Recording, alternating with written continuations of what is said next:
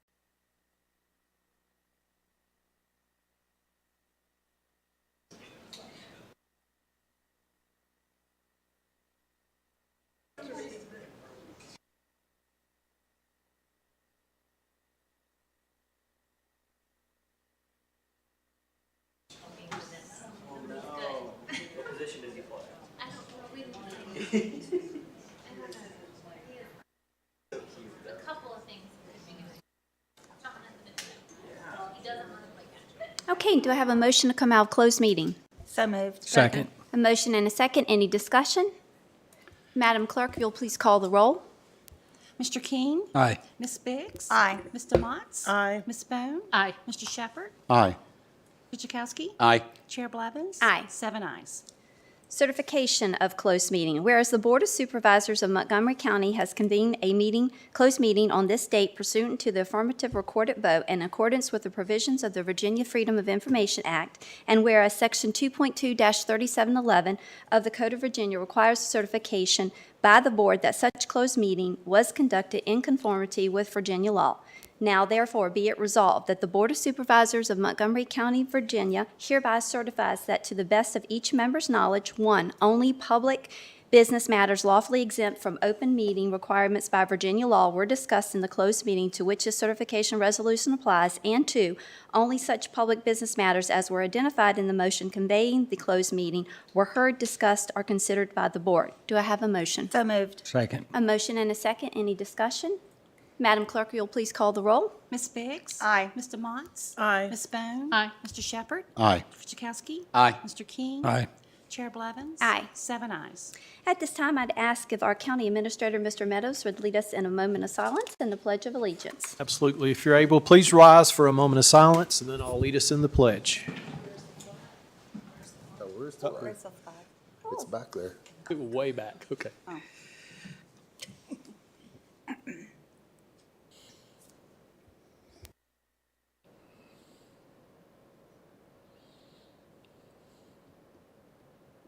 Let us pledge, please. I pledge allegiance to the flag of the United States of America and to the republic for which it stands, one nation, under God, indivisible, with liberty and justice for all. Thank you very much. Thank you.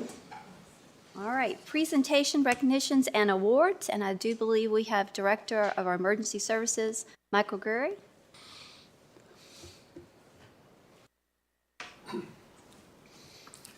Good evening, board members. Thank you very much for having me up here tonight to recognize our employees for going above and beyond what's asked of them on a daily basis.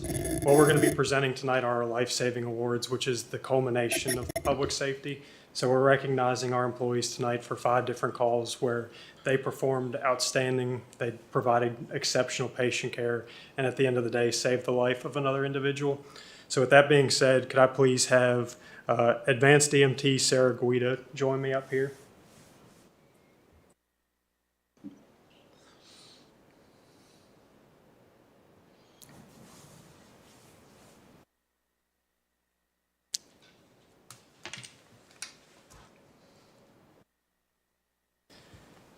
On Monday, July 18th at 16:53, Medic 131 was dispatched to an echo-level cardiac arrest in Elliston.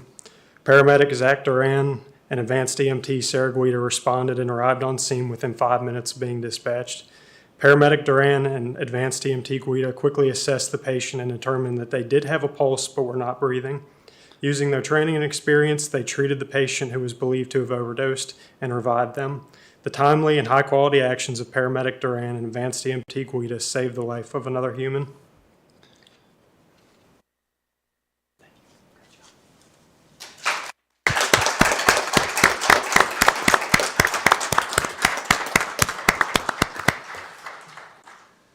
And if I could have Paramedic Jared Sherman and EMT Derek Rogers join me.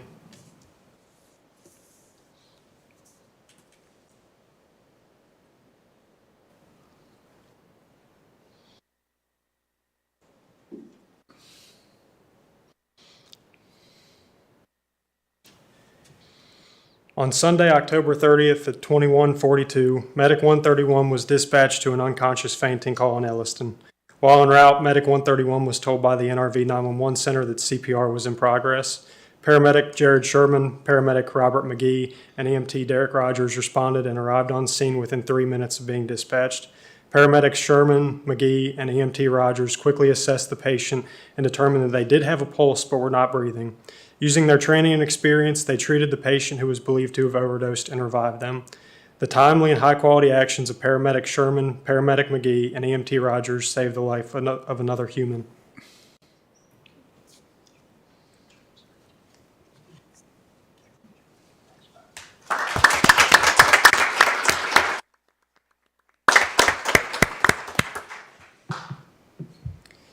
Could I have paramedic Bailey Hager and EMT Kara Marshall please join me?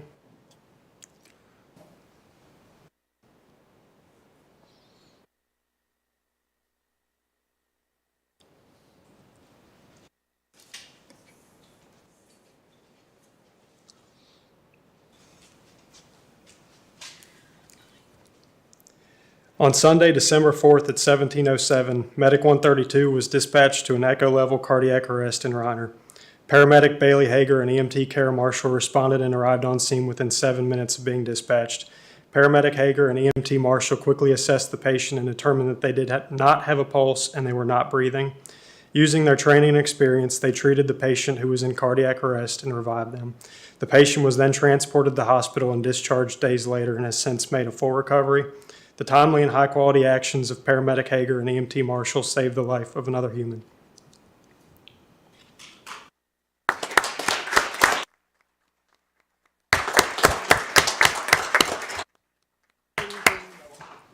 If I could have Paramedic Jared Sherman and Advanced EMT Logan Underwood, who I don't believe here is tonight, join me.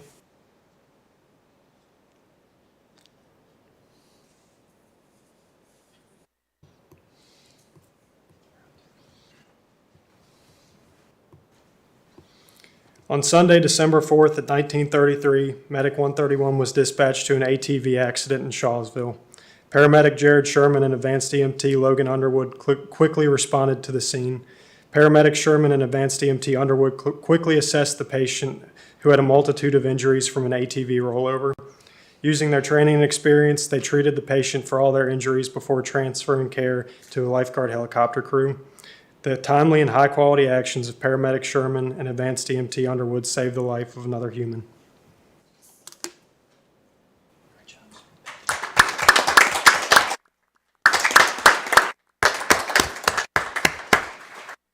And lastly, if I could have Paramedic Mirjan Hamad join me.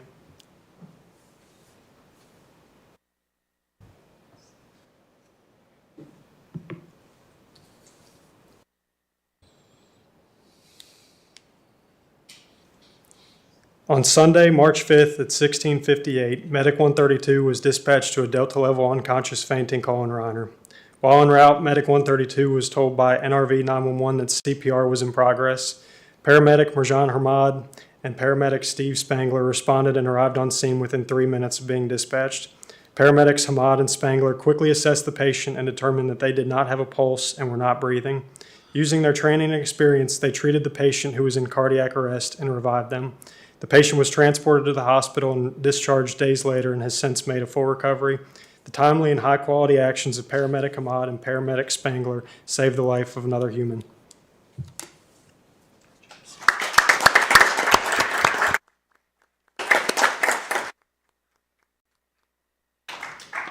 Board members, thank you all very much for having us here tonight.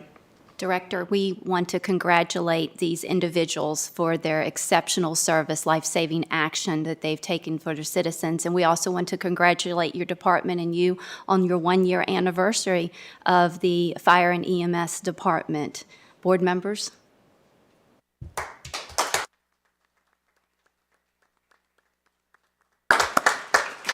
Thank you all very much. We have some great people.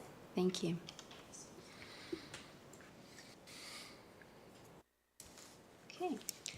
Moving on to public address, the Board of Supervisors allows citizens to present comments on issues deserving of our attention during public address. There was a sign-up sheet out front. I will call the names on the sign-up sheet first, and then any individual after that is welcome to come address the board. Each speaker will have 4 minutes, whether speaking as an individual or a representative. All comments must be directed to the chair or other supervisors from the lectern at the front of the room. You'll begin by stating your name and address. A debate between speakers and members of the audience will not be allowed. Speakers may leave any written statements or comments to supervisors with the board clerk. Speakers will be judged out of order should the speaker engage in any personal attacks, use of profanity, or abusive language, or debate with the audience and not address the supervisors. So I will call you up, and then you'll have a 1-minute warning. The light will turn yellow when you have a 1-minute warning. The first up, Nick Fisher.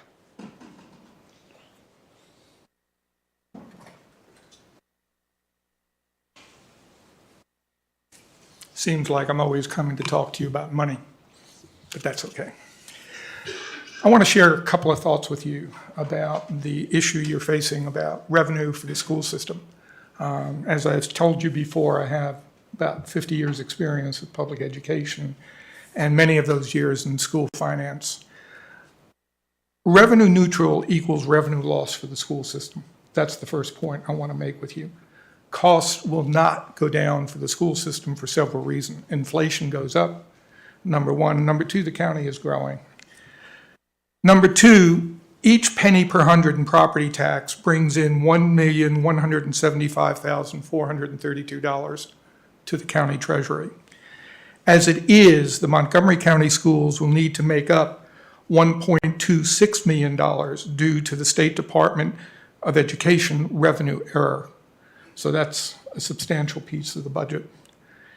A 5% salary increase for teachers alone would cost $4,092,969 in salary, and too often ignored, about $1,146,030 in benefits. Benefits generally make up about 28% of what you pay out in salary. Calculating the salary increase for all staff, the salary cost would be $5,352,914, and the benefits $1,549,216. I would encourage you, for comparability, to take a look at the salary schedules of Roanoke, Charlottesville, and Richmond, which is what this area competes with. There is a particular shortage of special needs teachers, and one of the issues about incentives, frankly, is do you have to work more than one job to be a teacher in any school district? And I've experienced that personally. Given the psychological and social needs of students, after COVID, there is a great need to have counselors with therapeutic skills in the schools, social workers and school psychologists available for all schools in the Montgomery County schools. Now, you might be saying, well, what's different now?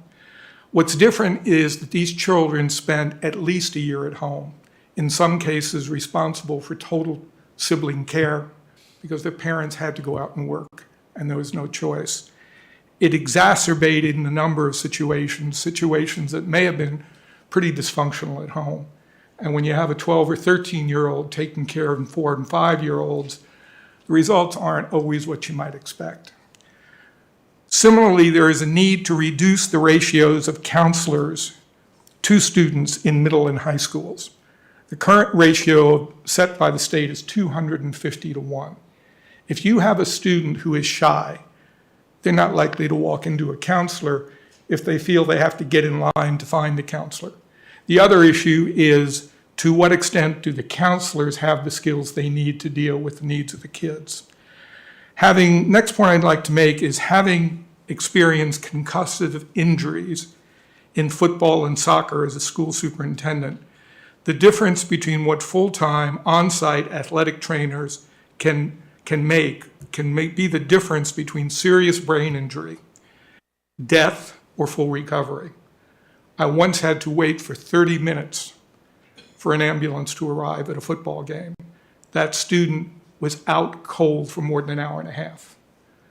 You can make a major difference by having trainers there who know what to do, and frankly, also having ambulances there, particularly when you do deal with concussive-prone sports like football and soccer. Used to be they didn't think that was the case about soccer until they started talking about headshots. Finally. Mr. Fisher, thank you for your time. You'll state your address as well. Absolutely. My address is 419 Seminole Drive. And finally, revenue neutrality may Sir, appear to that's be the good end of your government time. politics. Thank you. Thank you very Bruce much. Board.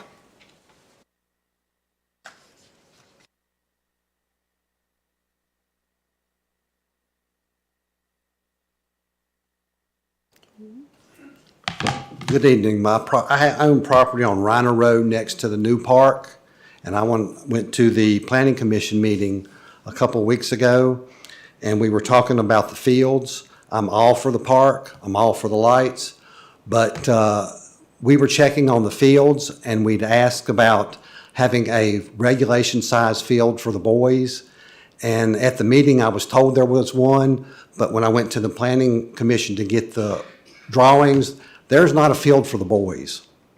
You have fields for boys 6 to 12, girls 6 to 12, girls 13 to 18, no boys.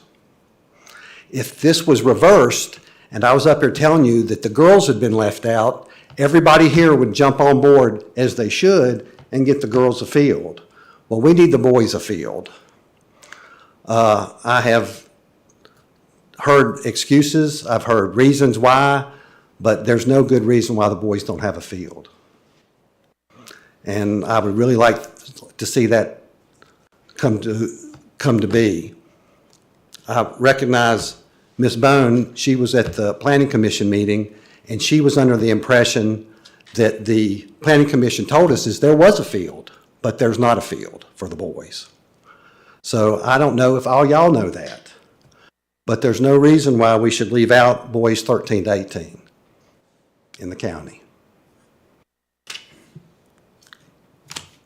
That's all I've got. Oh, on a personal note, I just watched your EMS crew at work on Easter Sunday. I was where they all had to show up, and they are amazing. What they did was beautiful. Thank you. Thank you. Chris Waltz.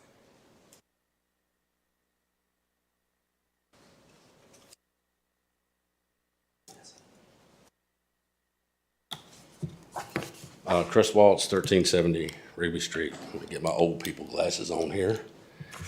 I believe that the clerk gave you all copies of some information from Christiansburg. I'm here to talk about the SROs. Past 6 years in real estate taxes, the citizens of Christiansburg have given you, and sales taxes, $233,942,463. The county contributed fire over that 6 years is $2,302,475. When Shawsville's rescue squad, I believe it is, would close at 7 p.m., the citizens of Christiansburg paid for that to pick up the slack and serve those county residents. When we talk about SROs, $1,175,000 for 1 cent, you're talking a quarter of a penny to pay for the SROs. And it would be nice if you all would be honest with the citizens, because we've been paying that for the SROs in our schools for years. Because for all your talk of we're oh so much for SROs, you weren't for years, not until recently when it became the in thing to do. You weren't putting them in the outside of the town's schools. You say you want an SRO in every school, you own the schools. You're responsible for the budget for the schools. You're responsible for the security of the schools. So you should pay for it. You should reimburse Christiansburg. If Hank doesn't think that he can get enough, go with the plan. The only one up there that I've seen that actually seems to have any common sense about it is Mr. King. And he's not even my representative as a citizen of Christiansburg. It's the right thing to do. When we annexed that land down by the industrial park, we paid you $300,000. When you annex the land on down on Roanoke Street in Christiansburg, that's going to net you a whole lot of money in real estate taxes once that housing development goes up. We gave it to you for free. You know, it's about time that you all start paying for what you should be paying for. And if you're not, at least be honest with the citizens and say, we support SROs as long as we can slough off our responsibility on somebody else and have them pay for it. Otherwise, we aren't that big on school safety. We aren't that big on protecting the kids. It's only if we can get it for free that we want it. Thank you. Lindsay Fox.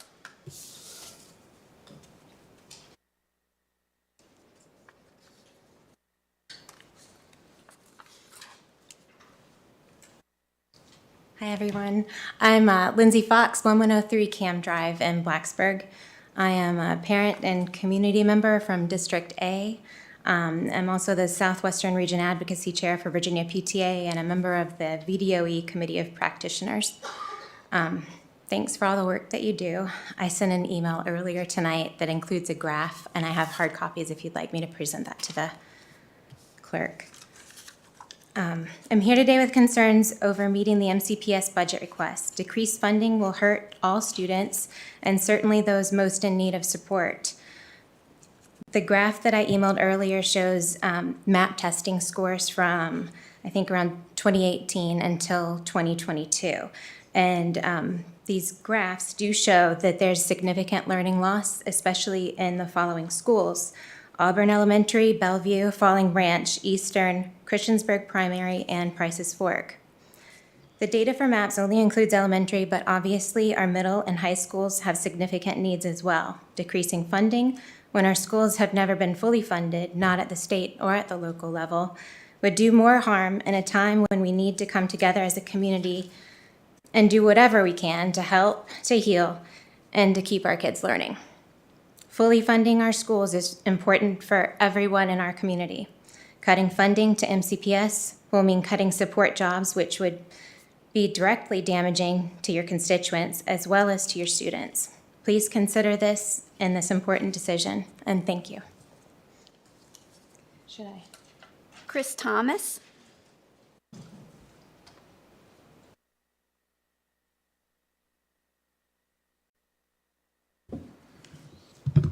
Chris Thomas, Christiansburg. Members of the board, as you are certainly aware, Montgomery County Public Schools has requested a budget increase of $6.1 million for the coming year. That does seem like a lot of money, and I understand the board is considering approval of $4 million of the requested amount, but let's be absolutely clear here. What you're talking about is slashing funding to our public school systems. Slashing funding, I hear you say, but we're giving them more money, and that's true, but I think we all know that $1 in 2023 doesn't go near as far as one in 22 or 21. The truth is that in real dollars, this board's budget represents a deep cut to MCPS, and our children will bear the brunt of that cost. Services will have to be eliminated. Class sizes will get bigger, bus routes longer, and badly needed maintenance work won't get done. Kids will suffer because of the choices this board has made and is considering making, and that responsibility is yours, and yours alone. To make matters worse, I hear tell this board is considering further cuts to our already strapped school budgets, that some members would like to cut not just the $2.1 million already stolen from our students, but another $2.7 million atop that. And I have to ask, why? Over the course of the last year, it has become apparent to anyone with eyes to see that this board has some foundational disagreements with our school board. The division of power in the county is extremely clear-cut. This board approves and appropriates funds, and the school board administers and oversees schools. But over and over again, this board has been unable to respect that division. You've openly campaigned for the state to defund public schools, advancing a controversial legislative agenda which called for the establishment and funding of private school voucher systems. You've demanded oversight into the school personnel matters, even going so far as to ask the school board to violate the law and its contractual obligations to answer your questions. This board's members have even attacked individual Montgomery County Public School students in its meetings. In light of that, I must admit that I, and I'm sure many others in the community, view these cuts with a profound sense of skepticism. A number of uncomfortable questions spring to mind, and someone has to ask them, so I will. Are you condemning our kids to larger class sizes and longer bus rides because the school system disapproved of a collective bargaining agreement that you didn't like? Are you eliminating vocational education programs and putting our kids in unsafe learning environments because you disagree with the school board's decision to separate from the former superintendent? Are you cutting extracurricular activities, eliminating field trips, capping the number of days our students can even be in session to grind some partisan axe? Maybe you're upset about how our schools teach history, or feel like we need to make sure that transgender students are even more bullied, terrified, and mistreated than they already are. See, the problem here is that funding our school system shouldn't be a divisive issue at all. The county depends on the schools, not merely to care for our children, but to educate them. We need to continue to grow and prosper as a community, and education is how we do that. We should be able to trust you, the Board of Supervisors, to do the right thing for our community, regardless of your personal politics. But as a board, you've shown we can't trust you, that you're willing to sacrifice nearly anything, but most certainly our schools, upon the altar of partisanship, pettiness, and vanity. So what do you think your job is exactly? To take a hardline partisan stance, see if you can get 15 minutes on a cable news channel, really stick it to people who think our voter believes something different than you, and to heck with the consequences? I sure hope not. I don't want to believe that you would do such profound harm to our schools and our children out of spite. But please, please prove me wrong. Thank you. Matthew Pickett.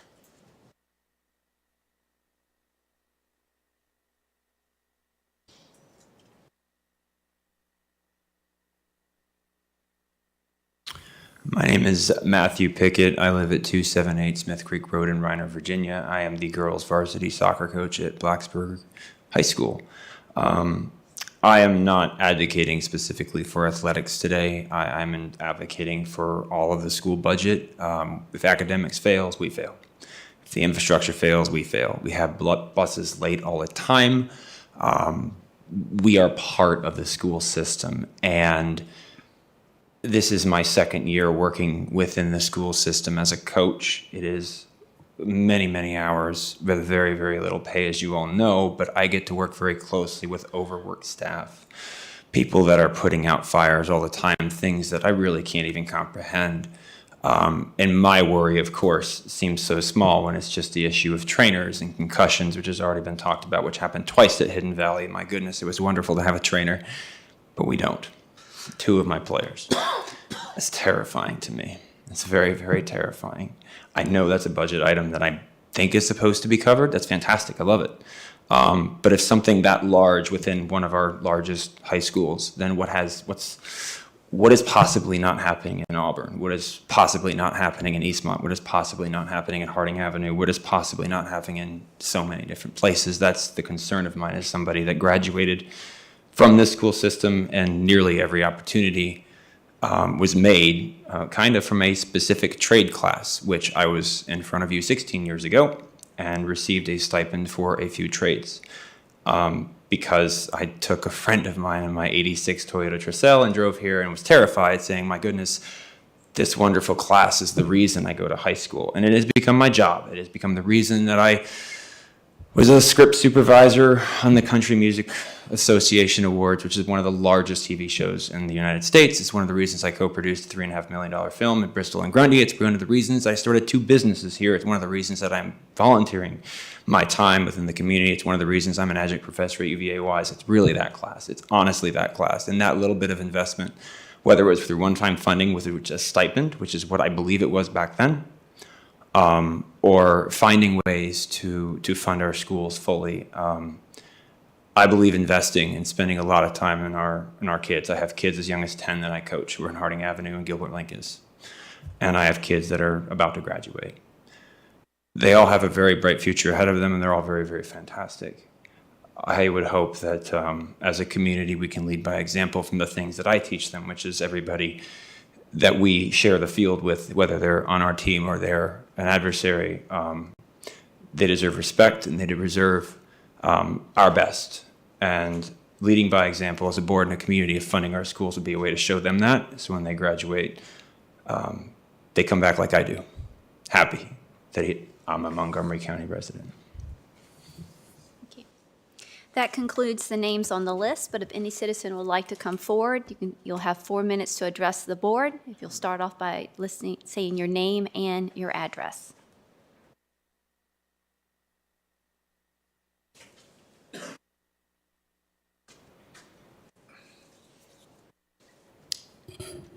Linda Majors, 2620 Mount Tabor Road, Blacksburg, Virginia. I'm here to support the schools. I, as a parent, assumed there would always be coaches. I assumed there'd always be teachers.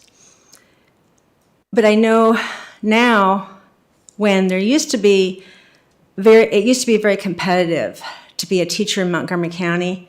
Now I hear that teachers are resigning in droves.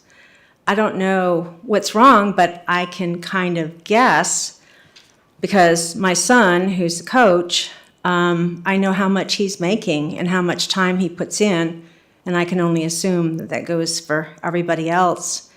And when you don't get compensated, you don't feel valued. as a parent, I always assumed there'd be coaches. I always assumed there'd be teachers. I just assumed everything. And until you have an actual window into what's actually going on, you don't know. And maybe that's why all the parents aren't here today, because they really don't understand. They don't understand the whole process. I'm here to ask you, I know that you want to keep the taxes down. And as a taxpayer of two different properties, one in Reiner and one in outside of Blacksburg, I appreciate that.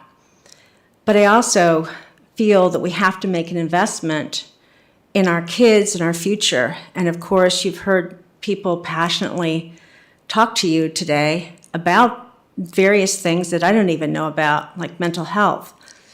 And that is all really important. So I'm asking you to please use your one-time money to help fund the schools, because I know you want to keep the tax rate down. Use the one-time money that's left over in this budget for the schools to help out. Any help would be something. On another note, I wanted you to know I sent you an email today about our win in the Supreme Court, 9-0. We've been fighting for years for this. This is the facial constitutional challenge to FERC's power. We are now, we were granted cert after Axon and Cochran, and we've been sent back to the appellate court, and we'll probably go back to the district court, the DC Circuit. This is really a big deal. There's a landowner from Montgomery County, one from Roanoke County, and one from Franklin County in this, but it's totally funded by the community. That's what happens when people are passionate and they care. Thank you. Thank you. Would anyone else like to come forward and address the board? You'll have 4 minutes.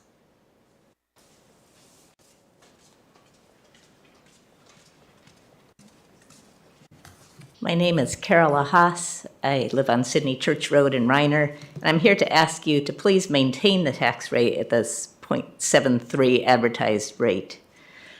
As a property owner, we have a farm in Reiner, we have a 4-bedroom house.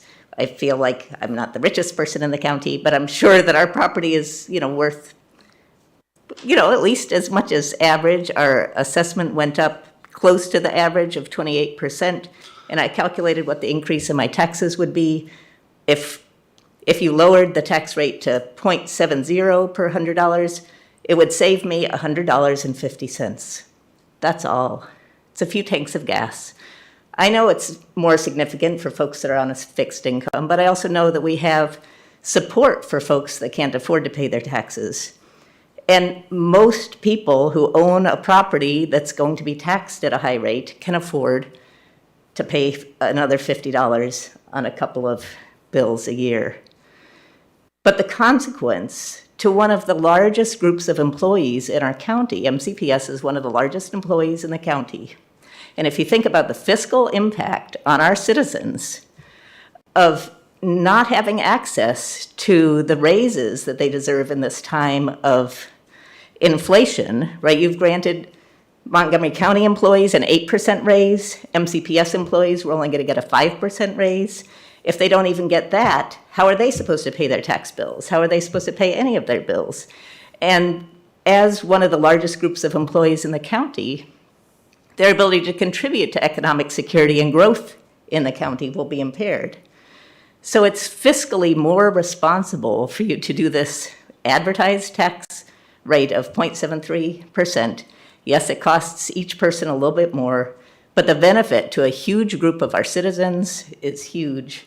And of course, there's, but beyond the hardship to a large part of our county workforce, our ability to attract new employees. I'm in the process of advertising some positions right now. I'm doing a nationwide search looking to hire employees. The quality of our school makes a difference. The people I'm looking to hire are looking at our school system. They have young kids. They're saying, do I want to come here? And when we're in the news for cutting our school system, it impacts my ability to hire and recruit good employees. So the fiscally responsible thing is to stick with the budget that you'd advertised, even that is a cut to our schools. But the investment in our community is going to be huge. So I ask you, please stick with the 0.73 rate that you had advertised. Thank you.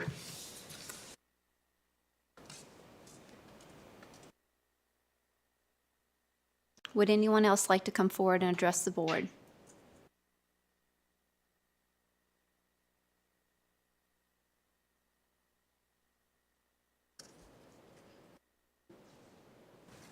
Good evening, board. My name is Bob Beard. I live here in Christiansburg on Flint Drive.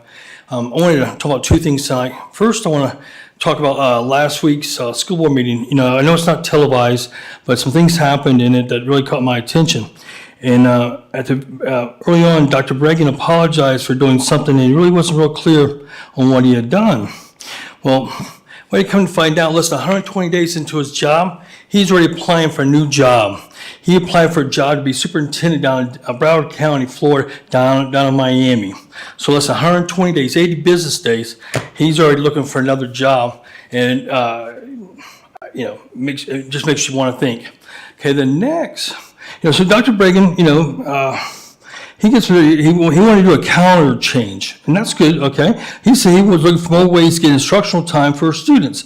Well, that sounds good on the surface.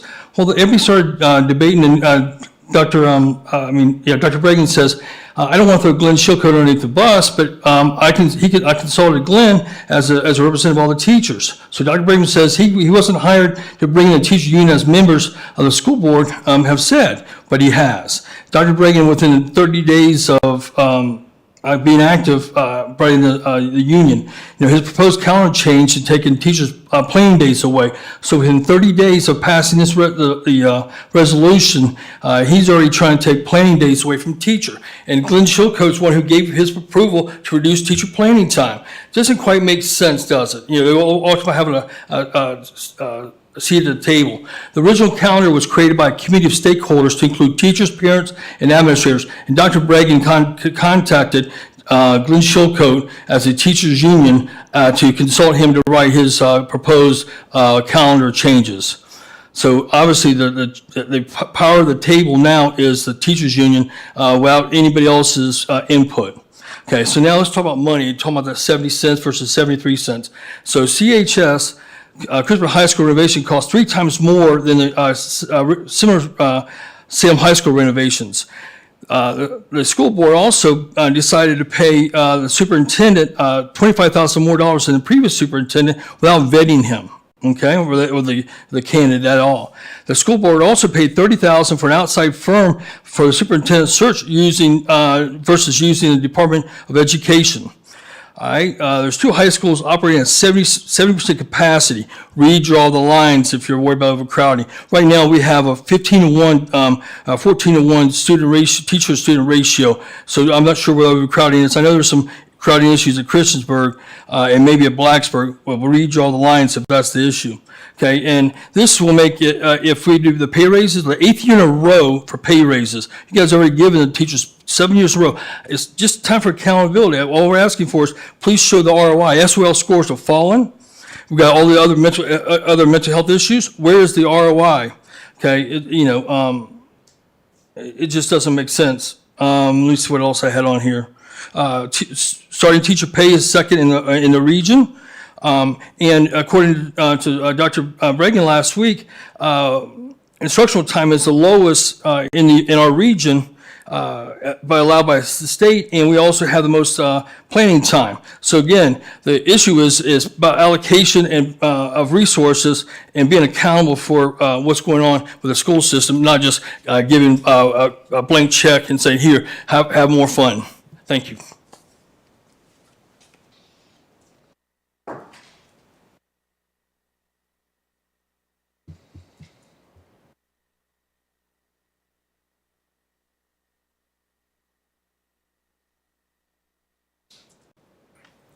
Good evening. Penny Franklin, 857 Woodrow Road, Christiansburg, Virginia.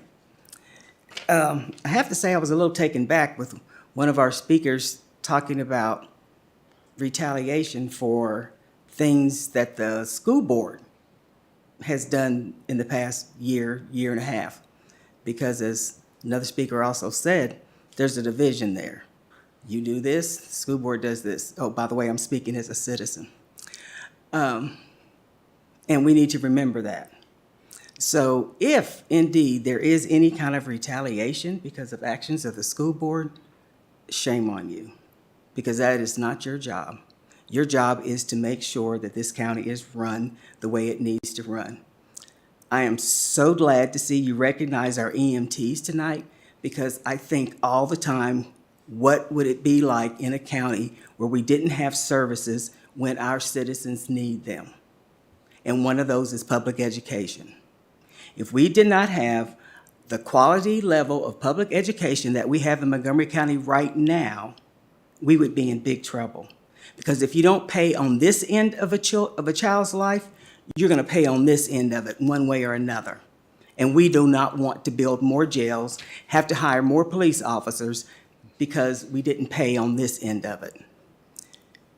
Now, when we talk about school safety, when we have children coming in front of us talking about their fears about going to school, are we going to have safety glass in our new Christiansburg High School?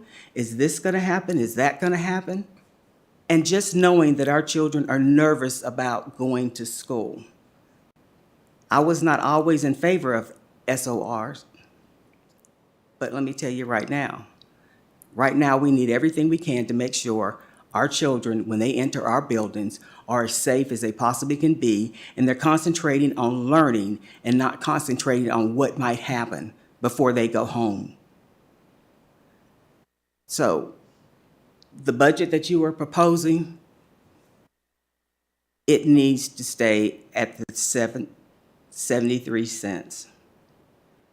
We are already having a hard time trying to attract not only teachers, but our support staff. Last year, trying to get bus drivers to especially drive after school hours to activities, we'll have to juggle that and see how that works. Trying to get drivers just to get kids to school became a juggling act. Custodians.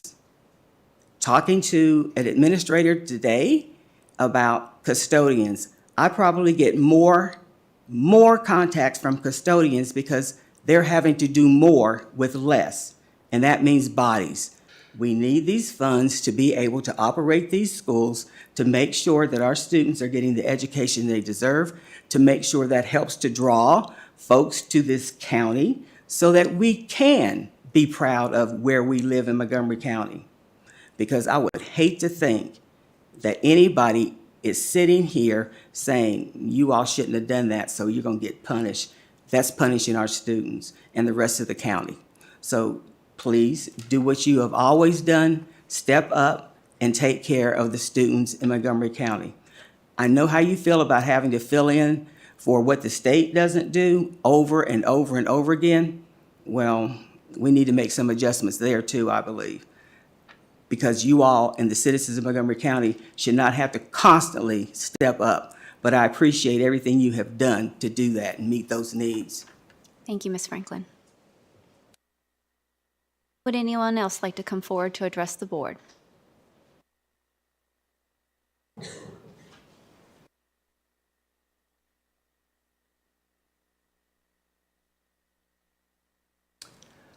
Hi, my name is Kelly Brennan, and I live in Reiner on Sydney Church Road. I'm here tonight in support of the 73-cent rate on the proposed budget, and all of the speakers who have spoken to you tonight in support of that. I think everything they've said has been right on target. I also appreciate the need to be fiscally responsible. And it's been pointed out that this budget, as proposed, meets those requirements for consideration about future bond rating and such things. So I think that's a very important point that needs to be remembered. My mom was a school teacher. My dad spent 6 years in prison. We were a single family, a single-parent family. I know what it's like to pitch pennies, and it's important that we pay attention to that. And I really appreciate your advocacy for that. But it's also very important that we fund our schools fully so that all our kids, regardless of their situation, can have the opportunity to succeed, So I'm just here tonight in support of that 73-cent rate, and I hope you will do that. Thank you. Thank you.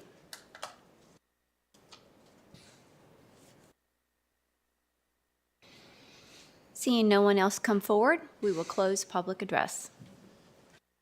Addendum. No addendum this evening, Madam Chair. Do I have a motion to move into work session on the budget? Motion. Second.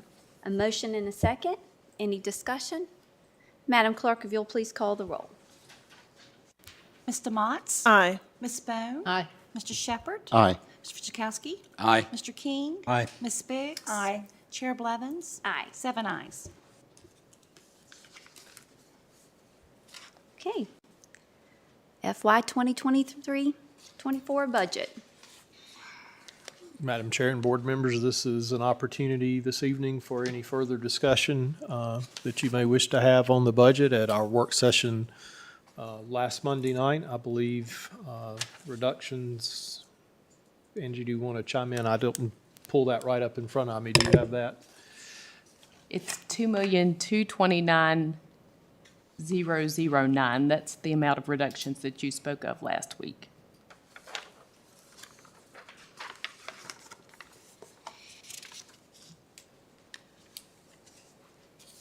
Board members, and you can help lead me or guide me here. Are we still at consensus for the 70 cents? No.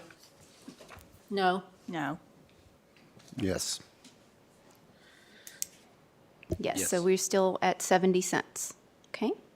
And now, does everyone have, we are at $2,229,009, is that correct? That is, in order to, if the consensus is to reduce the rate to 70 cents from 73, an additional $1,297,287 is needed to reduce that to 70 cents. I'm confused.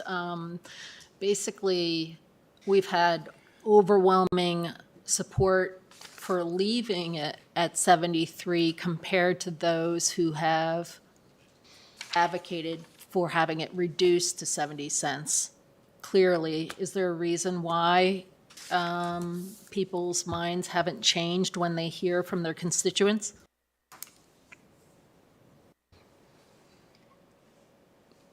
I'm assuming you're talking about the public comment or the public address tonight for the citizens that we've heard.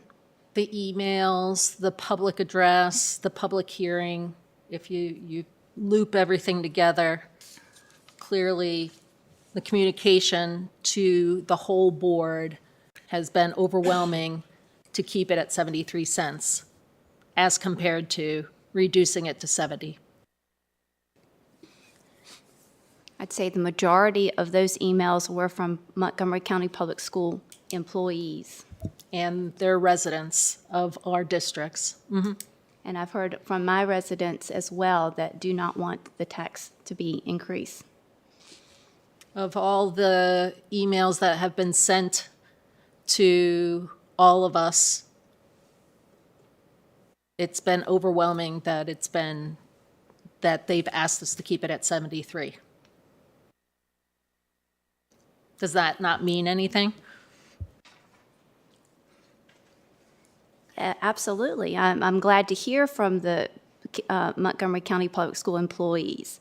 But our job is not to say what gets cut or not from the school or their raises. That would be the school board's decision.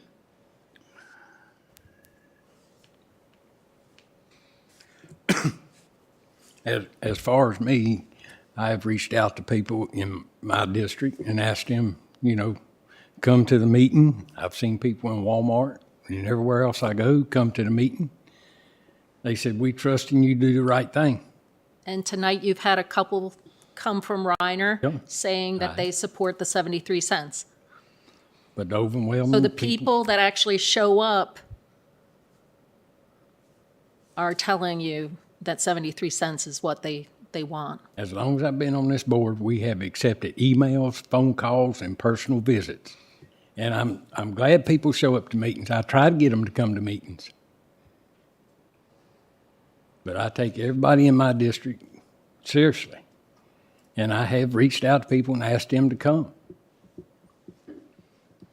But when you have people come to you or call you or email you or whatever, and they say, we elected you for a reason to do the right thing, and this is what we want.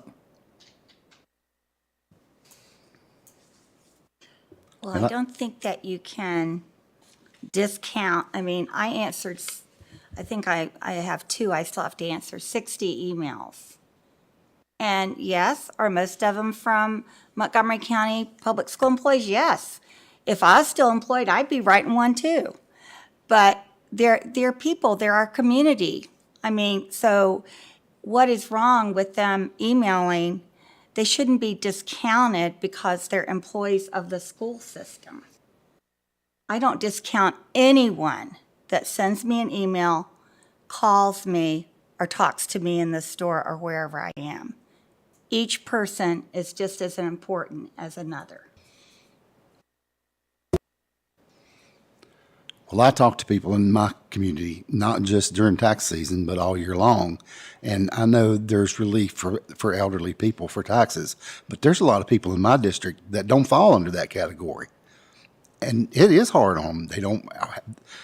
They've got 2 or 3 kids, the mom don't work, so they've only got one income. It's tough on a lot of people. And these people cannot afford an extra $100 a year in real estate taxes on average, when on average, the people who are working in our county on average have gotten raises because of inflation. But if we approve a budget at 70 cents, we're going backwards. We're not even taking into consideration inflation. The county is not keeping up with inflation. Well, I've talked to a lot of people in my district who say over the last 30 years, they feel like the town of Blacksburg, Virginia Tech, and the county's been trying to kick them out of the county by raising everything. Everything keeps going up, and they can't afford to live here. So they're going to leave. Is that what we want? Your district has a brand-new elementary school. Okay.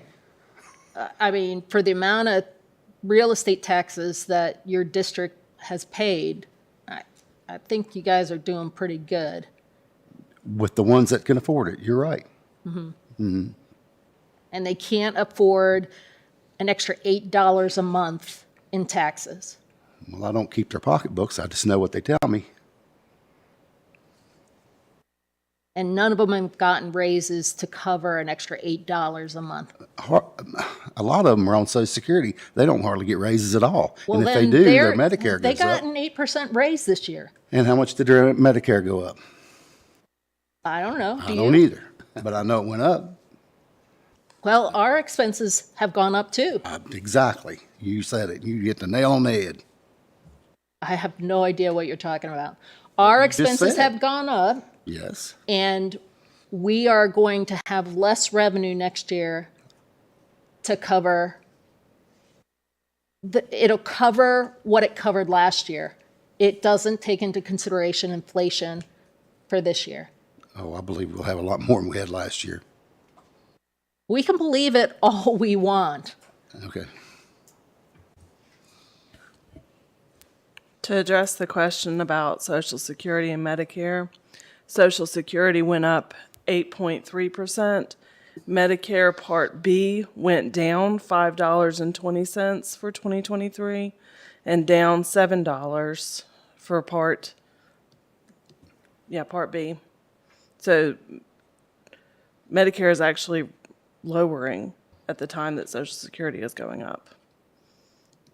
just so we're comparing apples to apples. Well, that's good. That's different. Part B is the part that, You elect to have. yeah, what is the Part A?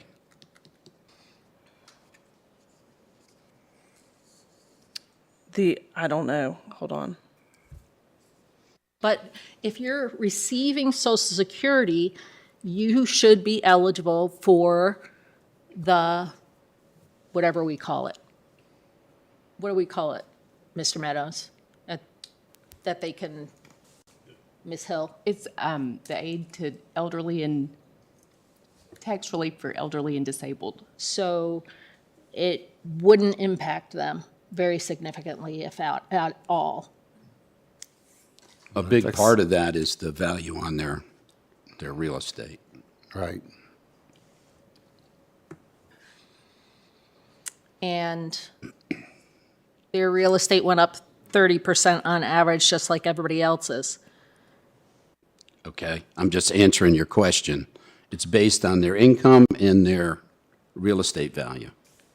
So both of those have to fall within whatever parameters the county sets, and then they get relief. If they don't meet them, they get no relief. They pay what everybody else pays. And how much flexibility do we have when we approve that program later this year, as far as income levels and real estate values? I don't think it's limited by the state anymore, and the current year is based on last year's amounts. Last year's, For the, people have already applied for that, so they're already in the program or they're not in the program, and then after we adjust it, it will be for the following year. So the adjustments we make won't have an impact on this year, they were already in place. but they'll have impact for the following Right. year to 3 years. Yes. And we have the right to change the income limit and the real estate value. That's correct. What I'm trying to say is their property values were before the reassessment. Right, I understand. Yeah. So we can do whatever we want to help our elderly people. Unless we want them to pay, I don't know, extra $100, would that be asking them too much? I don't see why we would do that. But we haven't even talked about it yet. For 1 year. But I'm talking about when we get to that point, you may feel like they can pay that extra $100, like you're saying tonight. Because my constituents are very similar to Supervisor Shepherd. I've been hearing from them all year long, and the majority of them don't want their tax to go up. And what we're proposing at 73 cents is a 3-cent tax increase. So I am trying to listen to my constituents also. And I am not saying that I want them to pay an extra $100. We have that program so that we can You make just it- said it was nothing. It's a minimum amount, and they It's should. $8 a They should month. gladly do that. Who pays their taxes monthly? If you want to pay a lump sum in taxes, you save regularly. If maybe you don't, I mean, I'm just saying you pay your taxes twice a year. Except for your real estate, you pay once a year. You're talking $8 a month. Sounds like nothing, but at the end of the year, it may be something to somebody. And you just brush it off like it's insignificant, and that's not fair. for those people that it is significant, I'm not saying it's insignificant for everybody. That's what you're implying. By no means, that's not what I'm implying. What Well- you're doing is saying it's significant for everyone. What I'm saying is, and I've said it before, we are going through some unusual times right now. This isn't your average year. This is a year where inflation has affected everything. Whether you're buying a car, whether you're buying groceries, everything that you used to buy at a certain level has now skyrocketed. And so the And county should pay for all its inflation with the same revenue level as last year. We received extra revenue this year. That's being used to offset this tax rate. That's why I'm saying 70 cents.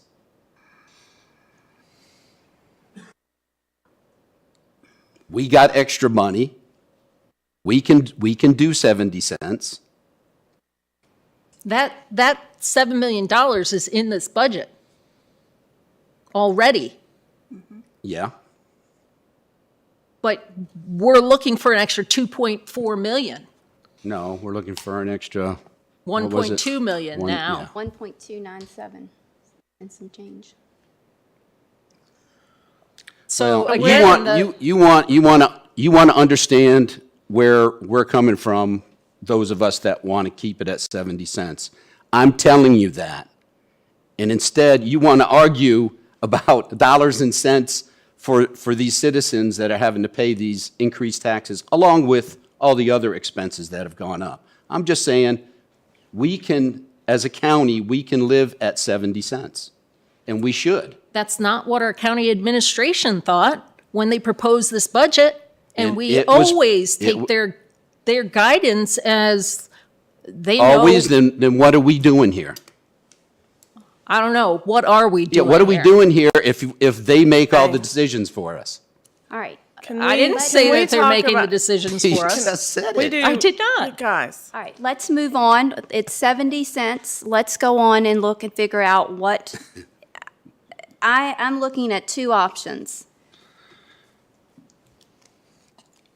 The first option is to 1.297 million, and I'm sorry, say that correct amount for me. $1,297,287. We have gone through a work session last meeting. It looks like that an option would be from the school system or go back and revisit the 0.5 cent off debt services.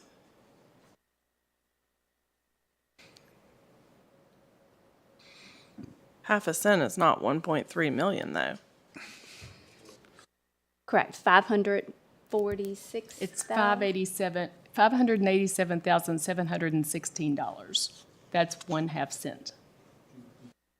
587,716. So I'm hearing, And then the option, either from the school system or that 0.5 cent and the remaining from the school system. so our options are to take $1.3 million more from the schools or risk the county's credit and still take money from the schools. Sounds like two terrible options. So the way I'm looking at this is we have 4 people that want to have the real estate property tax at 70 cents. We have 3 people that want to have it at 73 cents. We have 4 people that are willing to cut the budget further to get to the 70 cents. From the schools. And we have 3 people that aren't willing to do that. And I will support what Sarah said. If you go back and you look at the county administrator's letter, it says, quote, "The proposed FY 2023-24 budget provides," and I guess that meant 24-25, "funding to address our core local government responsibilities as well as funding for areas that must be addressed as part of our service to a growing community." So when a board deals with the budget, that budget is a dollar reflection of the priorities that board feels is important, what they want to invest in for the county. And so when you talk about, well, we support public safety, we support public education, we support our EMS. Well, along with that support comes a financial obligation and investment. And what we did last Monday night is we went through and we started cutting out stuff. And some of that stuff that we cut out goes back to public safety and goes back to schools. So personally, I'm just going to state this up front. I don't support the cuts that we did, And I'm not going to support any further cuts. And I certainly would hope that we wouldn't be thinking of cutting the funds to education when we don't know, and I've brought this up 50 million times, $1.3 million is still out there we don't know if the schools are going to get. The schools made their budget before they knew about a 7% salary increase. They went with 5. So I'm just going to state this. If we give our employees a 7% and the schools come back and don't even have enough for 5%, that's going to be a fence that's going to be hard to mend. If we decide that we're going to take the money from the end of the year that the schools we've always given it back so they can do, if we decide we're going to take that back, that is going to cause a really difficult situation with our relationship with the school board. These are things I've been thinking about over the weekend, and it really, I just can't agree to the 70 cents or cutting the budget. I just can't do it. I know in the past I've disagreed with lowering the tax rate on occasion, but I've always supported the budget. But this year I can't support either one because it's not right for what we need for the future. And it's not right for what we need for next year. So with that being said, I guess the 4 people that want to push cutting the budget are going to need to come up with their idea to cut it.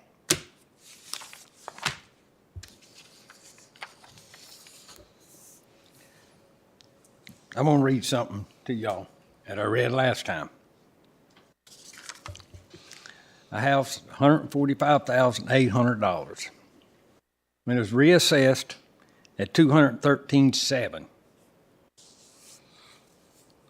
At a 70-cent tax rate, it still goes up 15%, their tax bill. Do you know how many dollars that is? Right at $300 a year. People in my district is about like Steve's and Daryl's. They lived there for a long time. They worked hard. They're retired. They're trying to make it. I have to stand up for these people. We give the schools 70 cents out every dollar. Every dollar. I've been on this board 10 years. We have always upped their budget.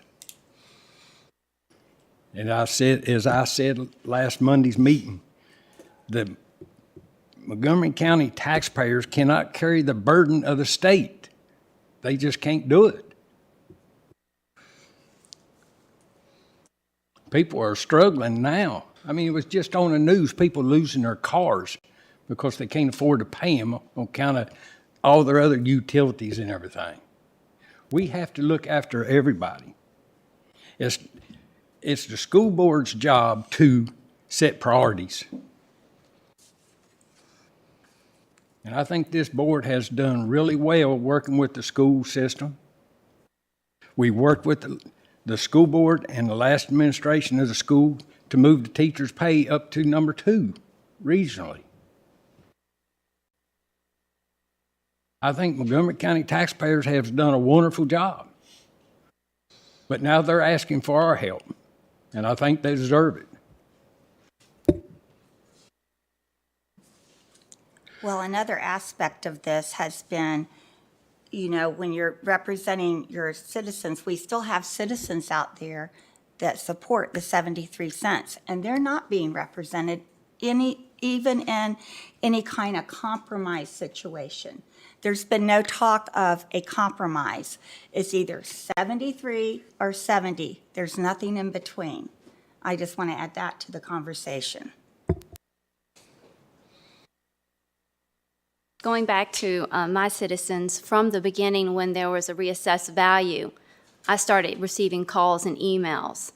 In the course of the reassessment, there have been about over 1,500 appeals where citizens are scared or are upset about that increased tax rate. I hear it constantly.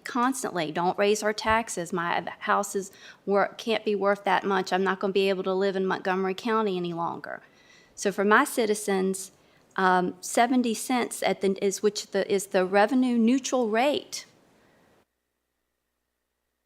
is what I'm comfortable with. And with that, new monies, the county has $7.1 million in new monies. Yes, there are challenges. That's why we sat through the work session the other night and went through and tried to trim and make difficult decisions. That is our job as a board of supervisors, is to make difficult decisions that best represent our district, our districts. We have any, do any board members have any other suggestions to look at that budget? I think we should separate the people that were alarmed by the reassessment before we decided to go revenue neutral, before revenue neutral was recognized at 70 cents. That means everybody, on average, would pay the same. On average, there'd be a lot that are paying less and a lot paying more, but on average, the whole county is paying the same. It's not, I mean, that's a 19-cent, it's a big scare when you see your assessment goes up 30%, but we're addressing that and bringing it down almost 30% to, like, they're not going to feel the 30% is what I'm saying. They're going to feel a 4% at 73 cents. They're not going to feel a 30%. So, everybody was alarmed by the reassessments, but we're taking care of that by the neutral rate. The neutral rate, or a 4% increase when inflation's been 8%. We're not even taking into consideration the whole inflation that we've experienced over the last year. The county has to absorb all of that.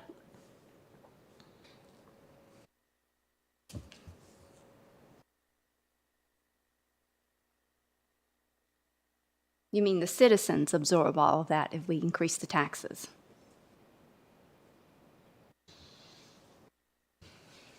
If we decide not to have a 73 cent or somewhere in between, the county is going to absorb all of that inflation.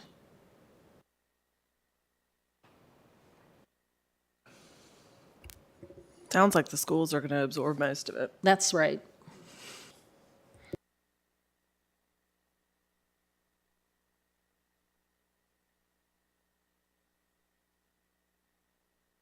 Any further discussion? I have some questions. So, Ms. Hill, we talked about special contingencies and general contingencies, and the cuts that we made last week came out of either. Excuse me, they came out of special contingencies. Is there any money left over in special contingencies? Special contingencies is set aside just for specific items. That portion of the funding is gone if this reduction stays in place. We still have general contingencies. And how much is in general contingencies?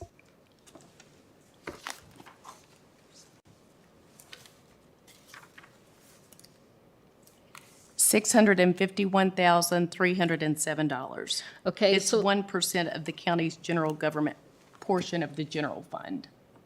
And what is the 1% of the general fund? That is 1%. Okay. Ms. Carroll's page that talks about cash at the end, what's that called? That's what we call it, the sheet with the cash at the end. I can tell you what that through about a month ago says. Mm-hmm.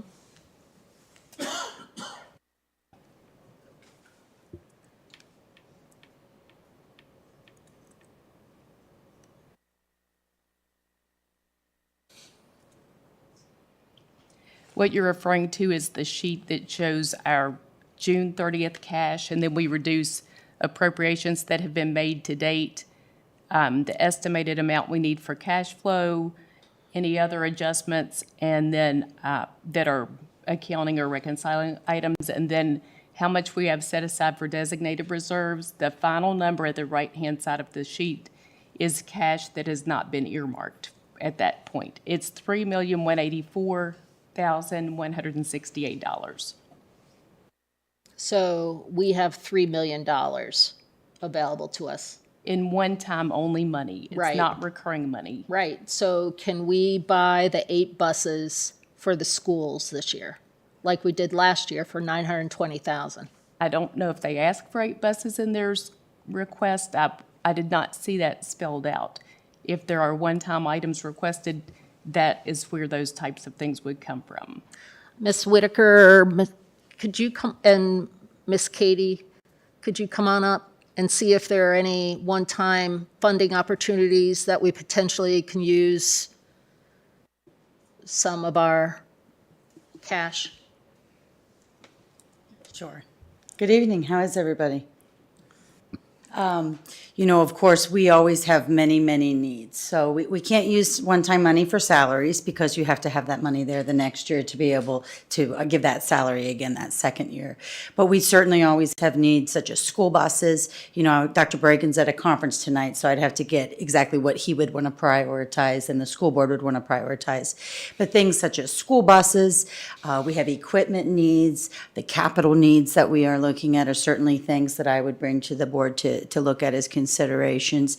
You know, about 86.6% of our budget is our people. So the other 13.4% are things that we purchase, and those things can be bought in advance in most cases. So the $920,000 that we had in our budget, or we were using one-time monies last year, Mr. Meadows, was that coming out of one of the contingencies? It was coming out of this remaining fund balance. Okay, It was an so, appropriation out of fund balance to the schools for that.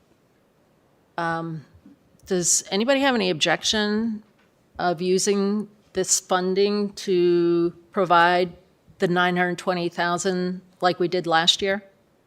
Ms. Hill, they haven't requested that, but I'm sure they could use it for one times. What on our side was this set, is this one-time money used or what? I know you're going to keep 1% that you have to for the, correct, the $651,000, that's the 1% ma'am. that we have to keep, correct? Right, and that is in the ongoing budget because we need to fund that every year. The funds that I spoke of have not been allocated for any purpose yet. The items that you talked about reducing for one time, such as school resource officer vehicles and those other one-time items, would come from this funding. If there are school items that are one-time in nature, we could fund them. You have to be careful that the one-time items are truly one-time items. If they recur on a frequent basis, you have to consider if that's something that you want to fund out of a one-time item, or if you're going to be going back to this year after year. The reason we pulled the vehicles out is because they have a lifespan of 5 years or so. So that's typically long enough to work them in gradually over that time period into the replacement schedule.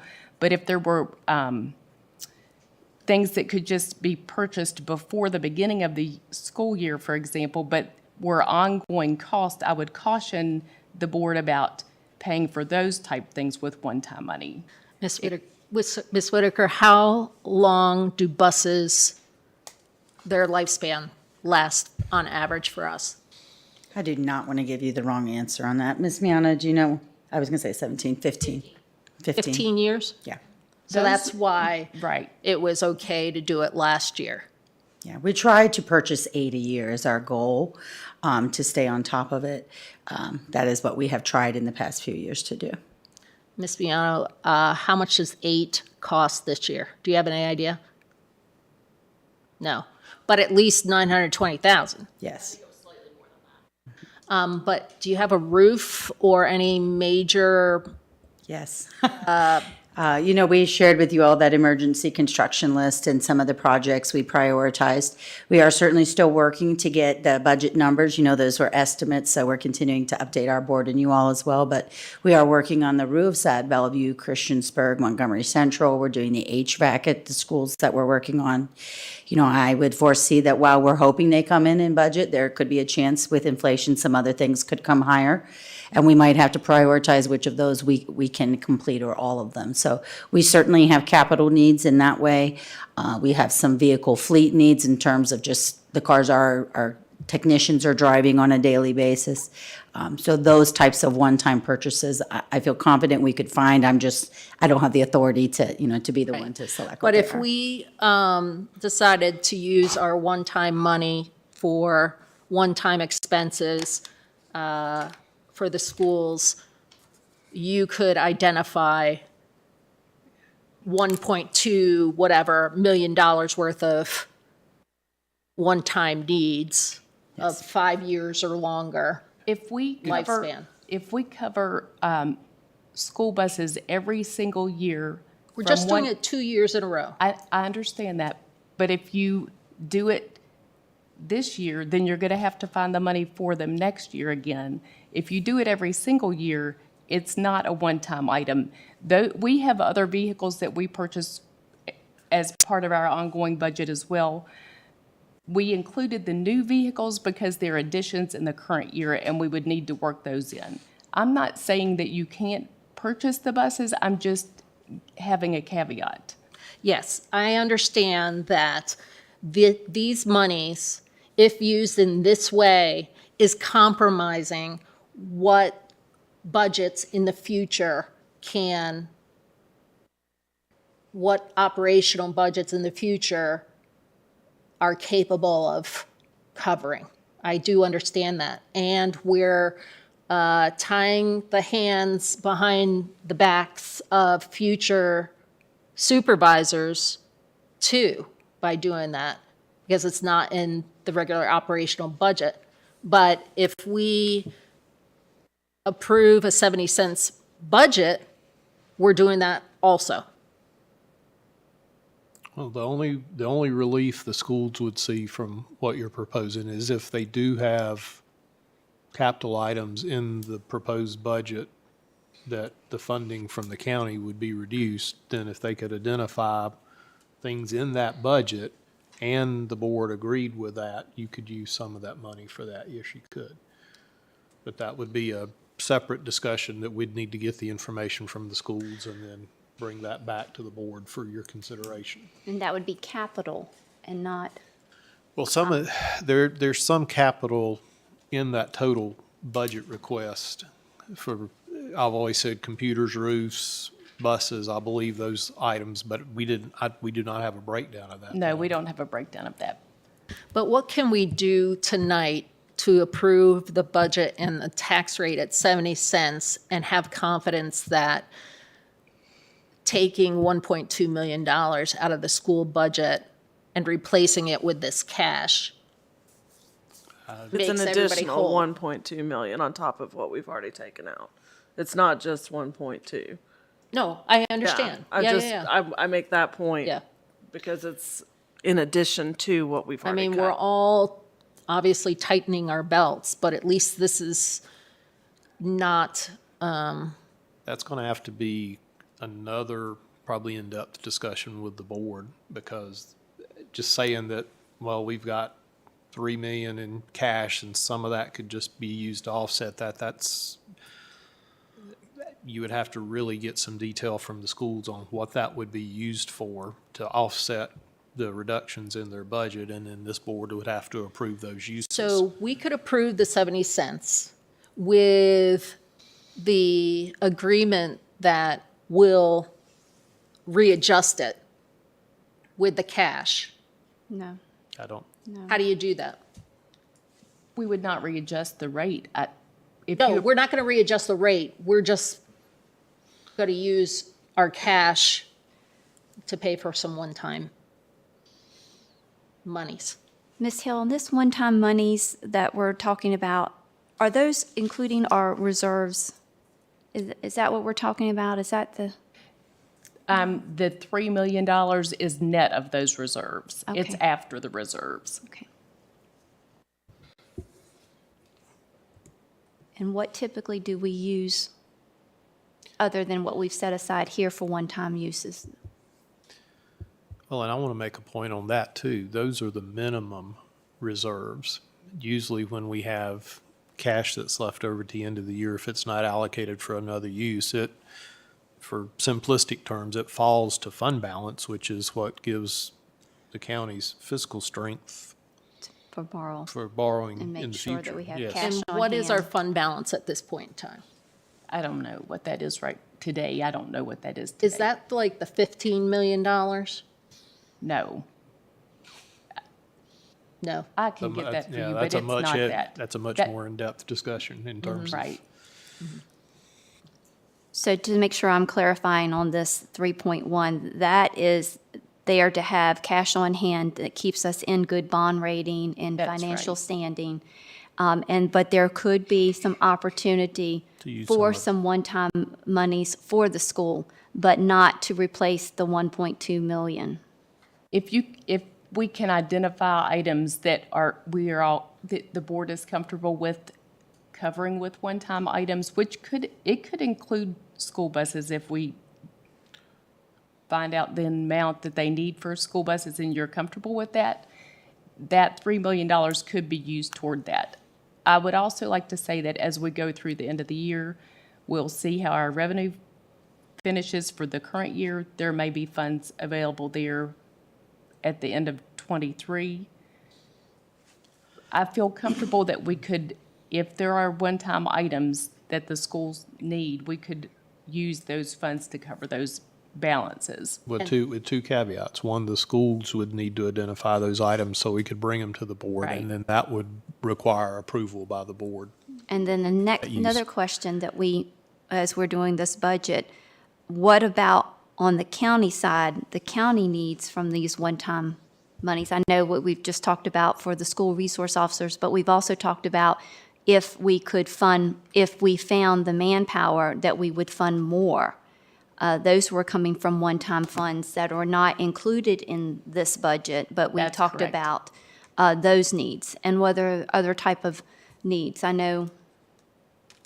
Another example, when we appropriate things off-cycle, when the EMS appropriation was done in the middle of the current fiscal year, we appropriated funds for that.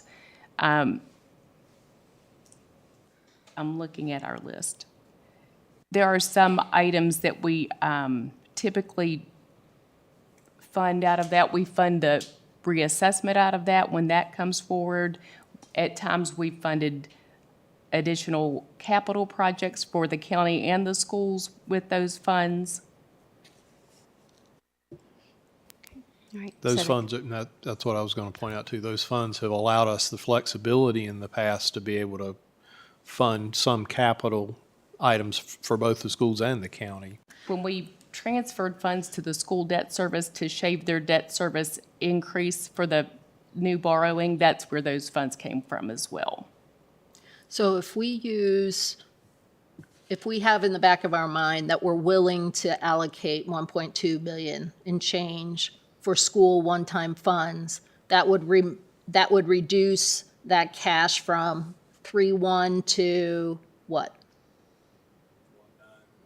1.918. And then we would take the part that we identified from the county out of that as well. And what would that reduce it to?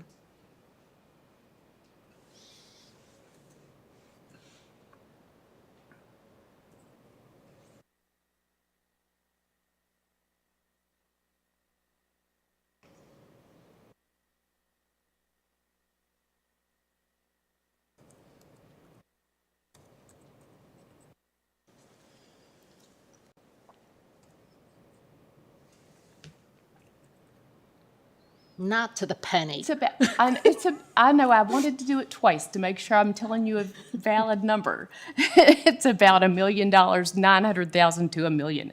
I came up with about 2.3. If the whole $2.3 million, if we funded all of the county items and the 1.3 that we're discussing, that's how much we would have left. And what was the smallest year in the last 5 years, or whatever you have on the Carroll chart, that we've had in that bucket? It varies significantly. What's the lowest you've ever? I can tell you quickly what the historical trend has been for that. It varies based on the time of the year. In 2013, it was about $900,000. Yeah. That was the low point. I would vote for a budget if we were willing to do allocations. Ms. Hill, if we, what would that put us in financial standing? Is that too low? Then does that put us at risk? I do not think it would be too low if you funded one-time items of that amount at this point. And nothing else happened. And nothing else happened, and we think that our revenues finish out the year as we project they will, and nothing happens in next year. But we have a lot of money in reserves that are assigned. We have $1 million in the rainy day reserve. Mm-hmm. Well, we have revenues, we have reserves that meet a lot of our minimums. My only concern with, and you could certainly do what's being proposed, I just think you need to be careful as you think about future budgets as well, and making sure that you've got that properly balanced going forward into the future. If you get in a habit of using those funds and reducing that amount to a small amount, at some point that's going to start getting the attention of rating agencies because you're using all your cash. You're using all your cash, and then it shows that you're actually funding ongoing costs with one-time money. That's correct. Right. Affects everything. Yeah, but is that like 2 years in a row, 5 years in a row? I can't speak to that. That's a risky game, though. Right. That's a risky game. If we negatively impact the county's debt rating, then it's going to cost more to borrow money for years and years, possibly decades, maybe longer. It's going to cost a heck of a lot more in the long run to negatively impact that credit rating. It's not a risk I'm willing to take. But setting aside $1.2 million for one-time money, as opposed to, it's only $300,000 more than what we did last year. We did the 920. We gave a one-time 920 That's and right. then the Right. additional. So it wasn't a big deal last year. I will just give once again, the caveat, if you do it every year for the same items, it's not Then let's one-time. not do the buses. Let's do it for. Well, we'd have to Well, identify. that's kind of We'd have to- semantics. If you keep having the same practice year after year of pulling something out of their operating budget, they actually fund every year, even if it's a capital item, then that comes into a gray area with the rating agencies. I would caution. Besides the buses last year, when was the last time that we used the money for one-time funds to help us get over the? We do not typically use those funds to balance the budget. So why was it okay last year? It was as Angie just said, that's something we haven't typically done. It was an effort to help with the budget last year. It was not intended to be an every year there going forward. I think it's important to point out that we're being advised strongly against this. Are you advising us strongly against this? To continue to use one-time money to. Or just using Yes. it this year? Yeah. Yeah. She's We saying not that it's not a continue to good use practice. it year after year. And I'll help with that. The Yeah. suggestion I made last year was intended to be a one-time help. It wasn't intended to become an annual event. That's why I didn't mention it. But you also recommended that we have a tax rate of 73 cents, and we're not paying attention to that either. And the amount of money you're talking about is about a penny. I'm paying attention to your recommendation, Craig. It's all good. My job is just to work with staff Hey, and give you I a budget. came and up after with an that, it's a- idea so that the schools don't have to absorb the total cost of. I'm not comfortable with that. I'm not replacing it because it's going to be operational cost with $1.2 million. Not going to be a good practice. If there was a one-time money thing, detailed, worked out that we had funds, we could possibly, but I'm okay with that, now that I understand how it all works. What if, when Mr. Magruder comes back and says, because he's not here, right? Yes, Oh, there he he's is. here. He's, hello. He's hiding, but he's here. Comes back and says, actually, we're above estimates on revenue sources. Can we use You can that use money? it, but it's still the caveat. It is still the same caveat. If you use it for, if they have that character, if the expenditures have that character, it doesn't matter how much money we have, it's not a good practice. Are there any other characters of expenditures that it can be used for? If it was if they said, we're going to transfer $1 million from our operating fund this year to capital, and we've never done that before, and we don't plan to do it in the future, that would be an example. but then that shorts them the next year $1 million in the operating fund. If they didn't have a use for it in their operating fund. Or the reason that, again, that we thought it was okay for the vehicles for the school resource officers is because it's the first year, that we are doing that. So maybe there's some first-year things that they could do. If, there could be, I don't know that.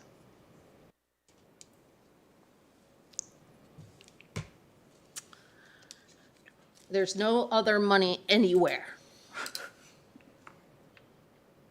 that we could- Recurring money, is that what you're asking me? If there's recurring money somewhere? No, any cash bucket anywhere else. We have the contingencies, and then we have this bucket. The contingencies are not a cash bucket, they're ongoing. Right. We have this that we're discussing, that's our general fund balance. Of course, we have cash in the capital funds. This is our only cash for operations. Gotcha. Thank you. And this all came about years ago when our financial advisors were working with us. And that's how it all came about, because there wasn't really understanding of how important reserves were and that we need to have those and we need to have all of this in place for bond rating. So that we've come a long way. But our rating did improve significantly since that time. And we have the reserves, and this is above and beyond reserves. Right, we also have fiscal policies that say we're going to use sound financial practices, which include the rating agencies ask us in person or through a Zoom or on a conference call, every time we get rated, did you use one-time money to balance your operating budget? And we've been able to say no. That's what I was just getting ready to say. So how did you say no last year? We did not have a rating last year. I think if we had shown them our practice over time and that was isolated, it would have been okay. Which was the intention last year, was to show that one time. That's correct. Gotcha.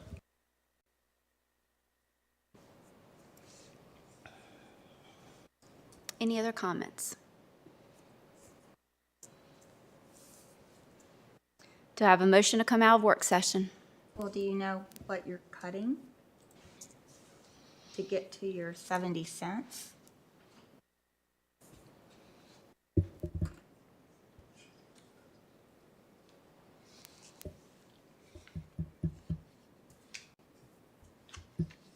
Anybody know what we're cutting to get there? 1.297 from the school system. Even after we heard Dr. Bregan say last week that if it kept going down, that there could be layoffs?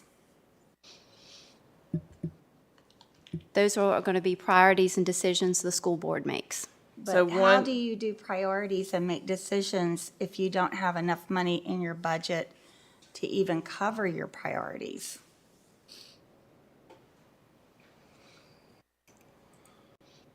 I mean, it looks easy. Schools have this amount over here, and it's just easy to pull that amount out because it's sitting over there, but yet, you know, we have money too, but I don't know. I just don't see how you can pull any more out of the schools, but I guess you can. I don't support it. Me neither. We're going to take 1.297 additional Out of the million dollars schools. from our 5 to 18-year-old children? Yeah. That's what we're going to do? Mm-hmm. Yeah, and I'll go back again to say, your budget in dollars is a reflection of what you value and want to invest in and your priorities. So if I'm looking at that, I'm thinking, well, I guess there's not much investment here for the school system. I mean, I don't know. It's very upsetting. So instead of the residents paying $100 more per year, we're taking away from our students $133 a year. Per student. Per student, Additional to what we've already cut. right. And we still don't know if the state's going to come up with their part.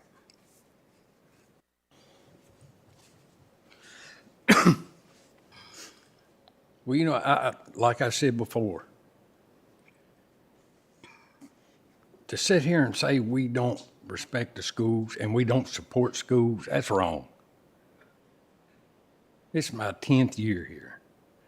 And we have always give the schools money, more money. Always done it. Right, and we've give ourselves more money too. School Our county gets- employees have gotten raises. I'm just saying their budget has went up Oh, every year that yeah. I've been here. So how can you sit there and say we don't respect the schools more or I less? don't think anyone said we don't respect the schools. I think what I was trying to say is, we've already taken money out. You know, they wanted the 6.1, I guess what it was, because they weren't sure about what the state was going to do. So that was already cut to 4 million, okay? So then we cut some more, and now we're going to take some more. And I just remember Dr. Bragan standing here saying, if it goes down too much, where are you going to turn? When 86% of their budget is personnel, that's where you're going to turn. So I think we should be aware of what we're doing.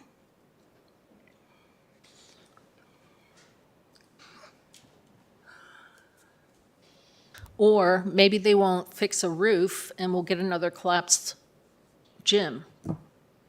They didn't fix the roof with the 10 million renovations the first time. What are you talking about? Bellevue's roof. What? Bellevue roof. Schools. Bellevue School. Did they have the money to do it? It wasn't requested. It wasn't planned correctly, as I recall. So we're going to punish them because No, of we're that? not. No, we're not going to punish them. They'll have So to we're make going to their lay off, priorities. we're going to make them lay off teachers or not maintain their buildings. They'll have to make some difficult decisions. Their board will have to make priorities. I don't even think it's that, Supervisor Bone. I think it's just easy to take it out of that, for people just to take it out. Not easy for us, but there are people that are on our board that it's easier for. And I get that. You know, you see it right there, and why not take part of it? Then, you know how long it took us to do this, but it's easier just to take it out of one category.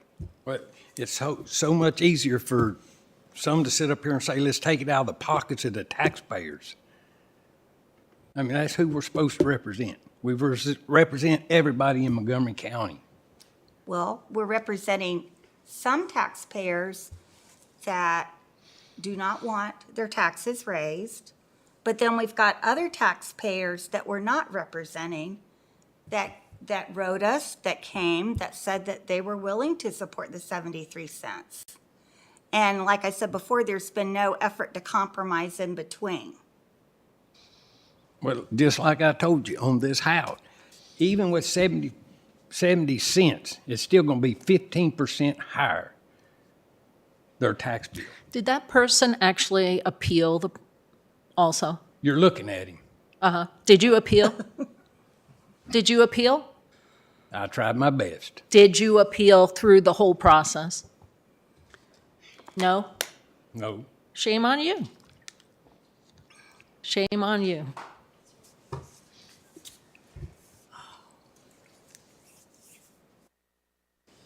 Further comments, board?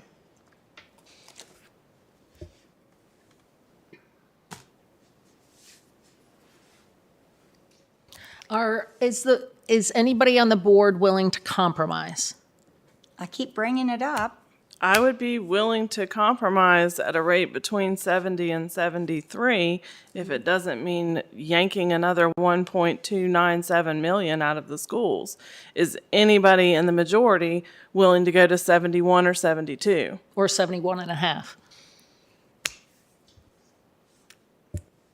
Don't all speak That would, at once. that would only be a 2% increase when inflation was at 8.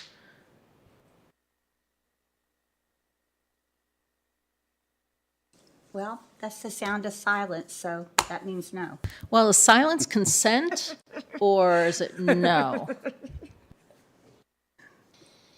It's no for me.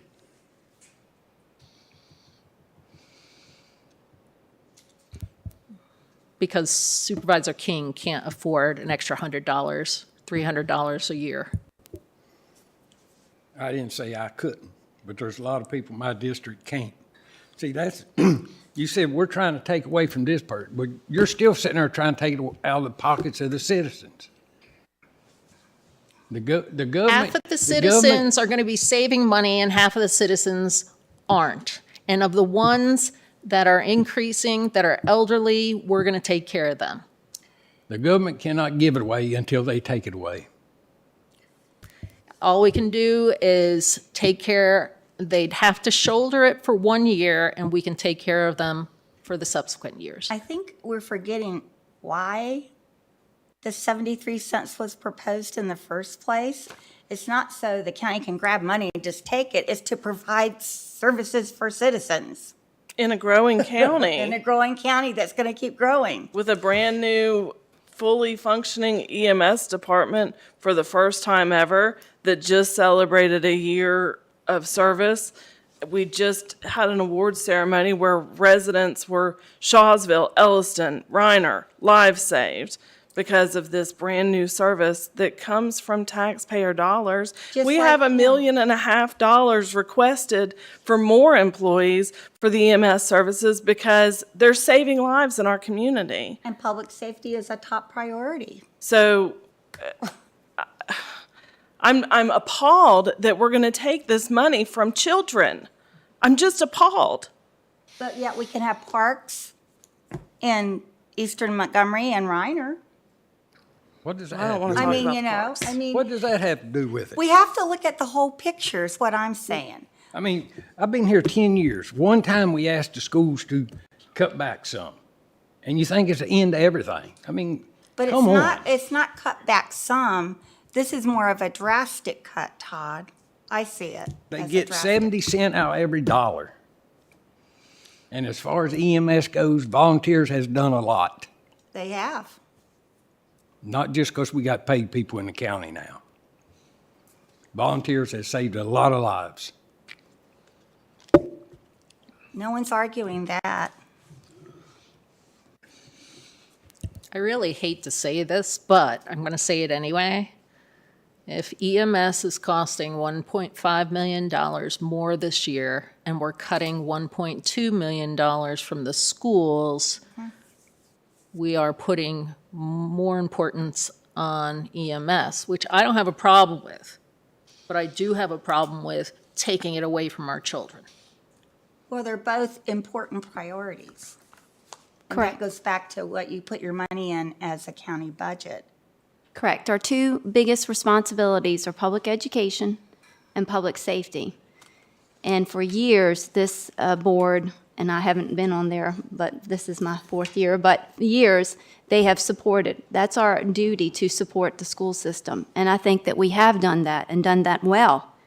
Now we have a need with public safety, with school resource officers and our EMS. Keep in mind that 30% or 31%, the remaining 30% funds the rest of the county, operations, services. We'll have 13 departments, unless I miscount one, 13 departments that we take care of. We seem to manage and do well with that, not that we don't have needs. If you remember in the very beginning of this budget, for us to meet all the county side needs, we would need to raise taxes to 76 cents. That was $3.6 million already cut on the county side needs. And some would have come out of the schools too. 70 cents of that. Well, 2 million was cut out from what the schools asked for. But 1 point something of that is from the calculation error. That's not our fault. It's not our fault, but it impacts the schools. It's not if the their state fault doesn't either. come through with it. So, Did you say you were through? And you asked for a motion? Do I have a motion? Yes, so moved. Come out of work session. Second. Motion and a second. Any discussion? Madam Clerk, please call the roll. Ms. Bone? Aye. Mr. Shepherd? Aye. Mr. Fidzikowski? Aye. Mr. King? Aye. Ms. Biggs? Aye. Mr. Motts? Aye. Chair Blevins? Aye. 7 ayes. Out of work session. Items of consent. so moved. Second. Motion and a second. Any discussion? Madam Clerk, if you'll please call the roll. Mr. Shepherd? Aye. Mr. Fidzikowski? Aye. Mr. King? Aye. Ms. Biggs? Aye. Mr. Motts? Aye. Ms. Bone? Aye. Chair Blevins? Aye. 7 ayes. All right, let's No, come on. take a 10-minute recess, and then we'll come back. The meeting's going to last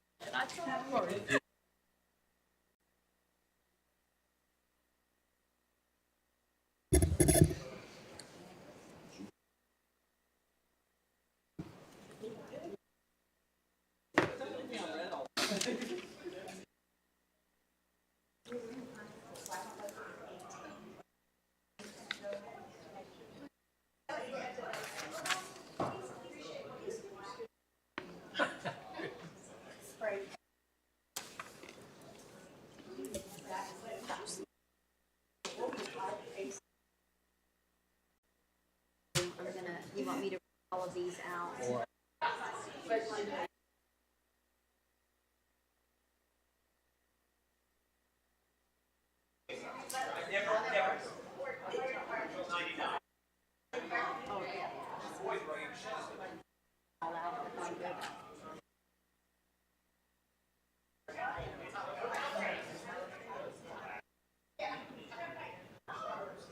And make sure all the numbers are.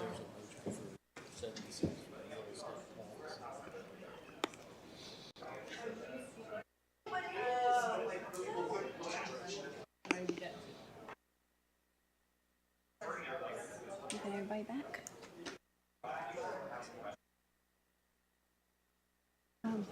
Okay. Okay, on to new business.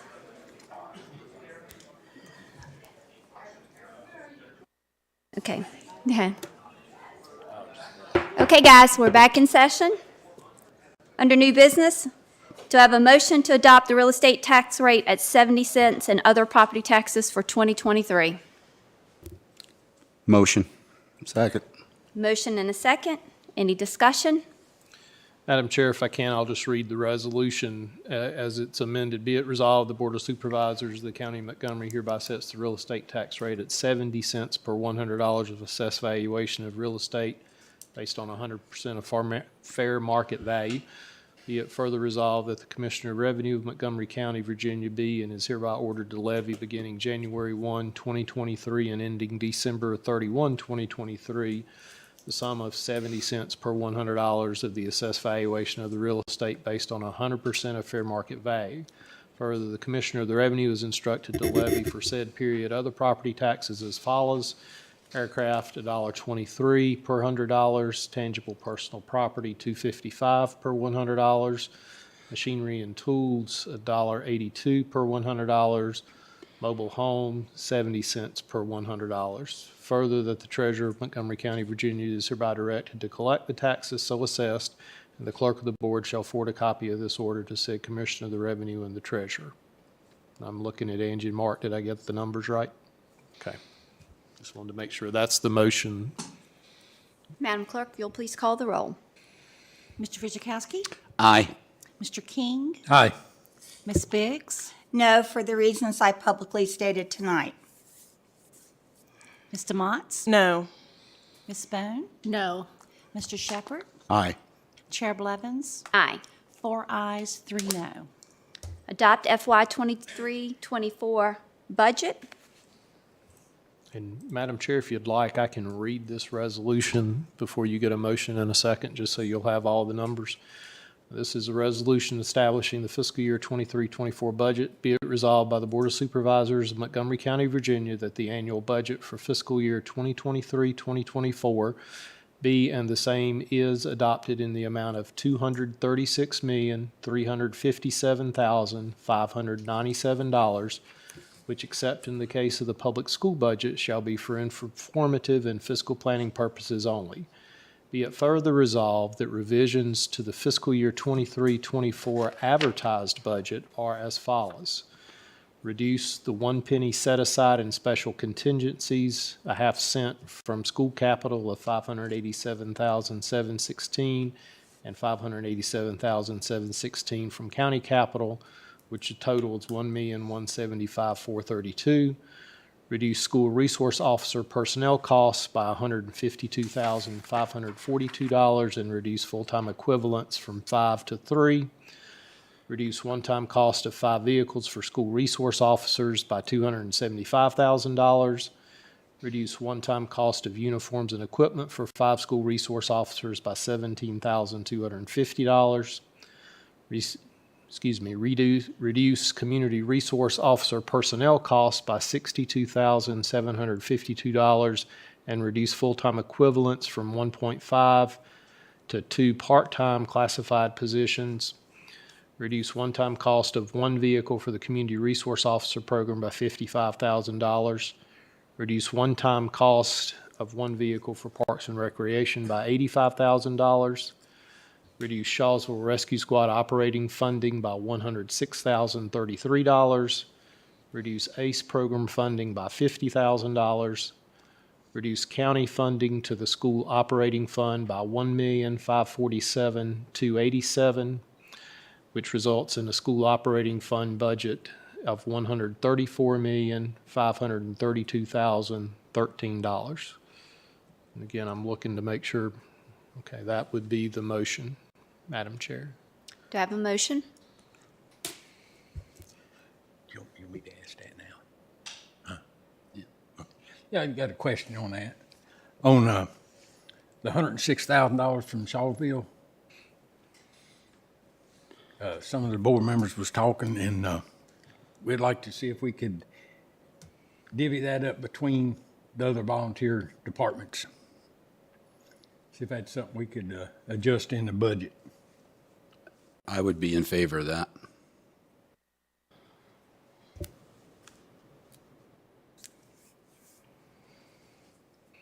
Want to explain how that would If you affect? do that now, it will change one of the other items in the budget. You'd have to figure out what other item to adjust. But we could adjust it at another time somehow? If you do, you'll have to reduce some other item in the budget, or if we found a different revenue source.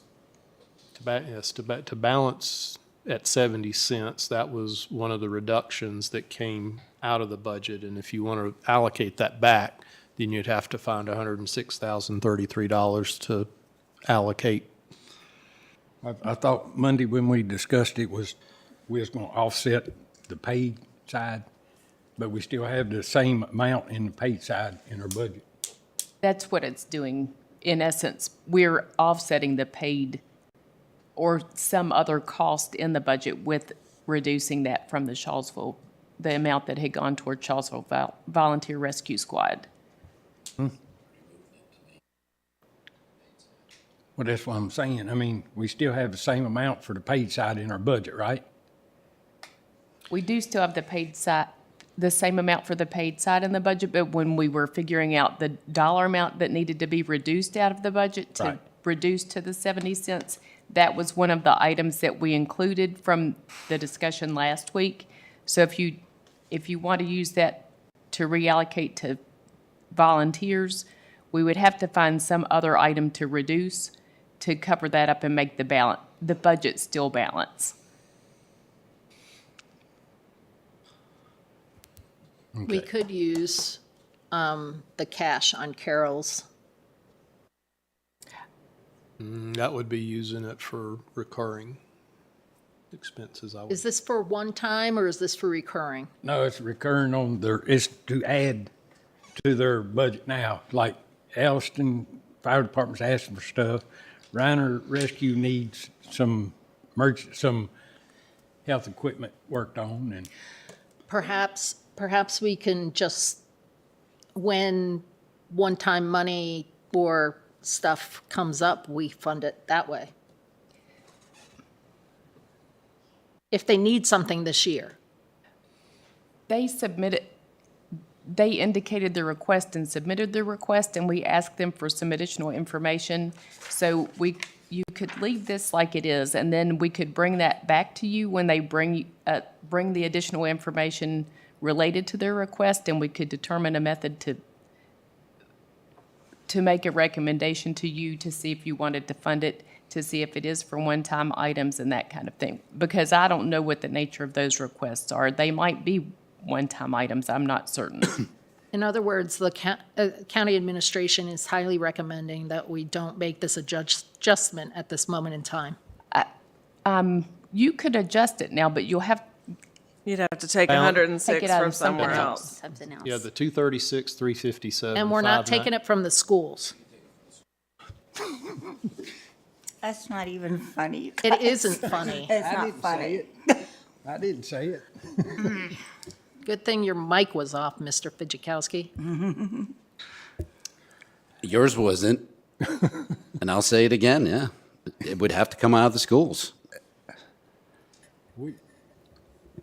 If we, I know, Rhino Rescue and Elson Fire is the only one that asked in our budget book, I see. But if we could look at that here pretty soon, because I know maintenance on the trucks are getting outrageous just for oil changes, and when you have to re-maintenance on a fire truck and all that, generators and everything, I'd just like to see us look at that. And So they haven't included that in their budget request to begin with? Was included. We're on a tight budget here. They was being considered. Mr. Meadows, you were saying something? I was just going to say, and it was included in the request, but initially it wasn't funded. That 106 was in the budget, then paid took over it, come out. Thank you. If we look at that, that'd be good. We can absolutely revisit that. All right, I have a motion and a second. I don't think you do. I have a motion, just a motion. Motion. I'd make a motion. Second. Now I have a motion and a second. All right, any further discussion? Madam Clerk, please call the roll. Ms. Biggs? I'm voting no because I do not think it is the physically responsible thing to do for next fiscal year and the future. Ms. DeMotts? No. Ms. Bone? No. Mr. Shepherd? Aye. Mr. Fidjakowski? Aye. Mr. King? Aye. Chair Blevins? Aye. 4 ayes, 3 no. Economic Development Week. So moved.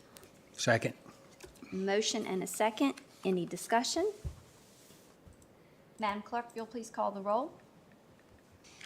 Ms. DeMotts? Aye. Ms. Bone? Aye. Mr. Shepherd? Aye. Mr. Fidjakowski? Aye. Mr. King? Aye. Ms. Biggs? Aye. Chair Blevins? Aye. 7 ayes. Next, to a proclamation for April the 23rd through the 29th as Crime Victims' Right Week. Motion. Second. Motion and a second. Any discussion? Madam Clerk, if you'll please call the roll. Mr. Shepherd? Aye. Ms. Bone? Aye. Ms. DeMotts? Aye. Ms. Biggs? Aye. Mr. King? Aye. Mr. Shepherd? No. Mr. Fidjakowski. Oh, I mean, Mr. Fidjakowski. Sorry about that. Aye. Chair Blevins? Aye. 7 ayes. All right. Emergency Medical Service EMS Week, May 1st through the 27th. Motion. Second. Motion and a second. Madam Clerk, if you'll please call the roll. Ms. Bone? Aye. Mr. Shepherd? Aye. Mr. Fidjakowski? Aye. Mr. King? Aye. Ms. Biggs? Aye. Ms. DeMotts? Aye. Chair Blevins? Aye. 7 ayes. Recognition of National Police Week, May 15th through the 21st. So moved. Second. Motion and a second. Third. Madam Clerk, if you'll please call the roll. Mr. Shepherd? Aye. Mr. Fidjakowski? Aye. Mr. King? Aye. Ms. Biggs? Aye. Ms. DeMotts? Aye. Ms. Bone? Aye. Chair Blevins? Aye. 7 ayes. Public Service Recognition Week. So moved. Second. Motion and a second. Madam Clerk, you'll please call the roll.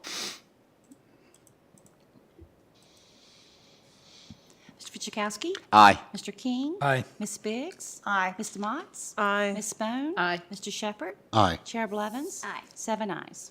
Virginia Business Appreciation Month. So Motion. moved. Second.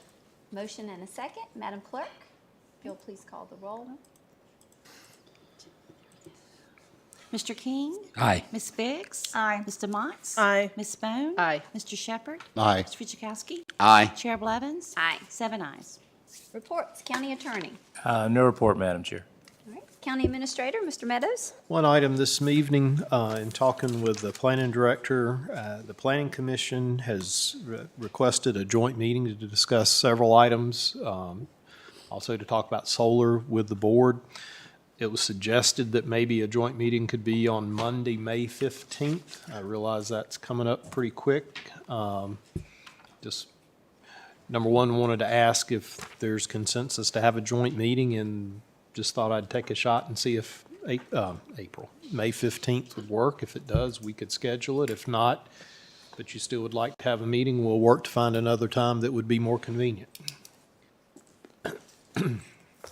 Works for me. Good for me. Good for you? I prefer a different date, but Works for me. Okay, well, I've heard two that need better dates, so we can continue to look at that. We can look again. Yep, we'll look again, but just, Well, we talked about even if one couldn't make it. well, if the chair and vice chair can't make it, that might be a challenge.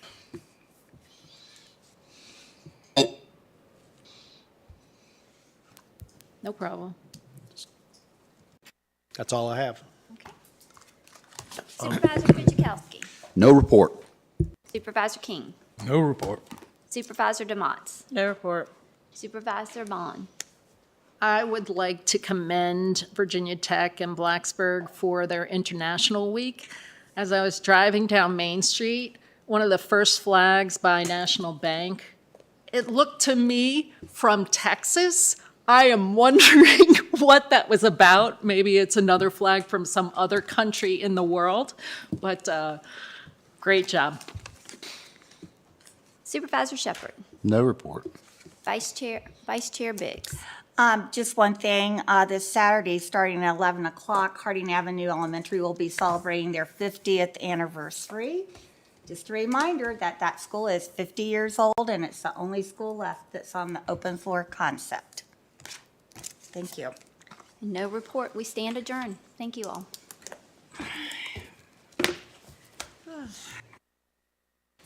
Was it Chile?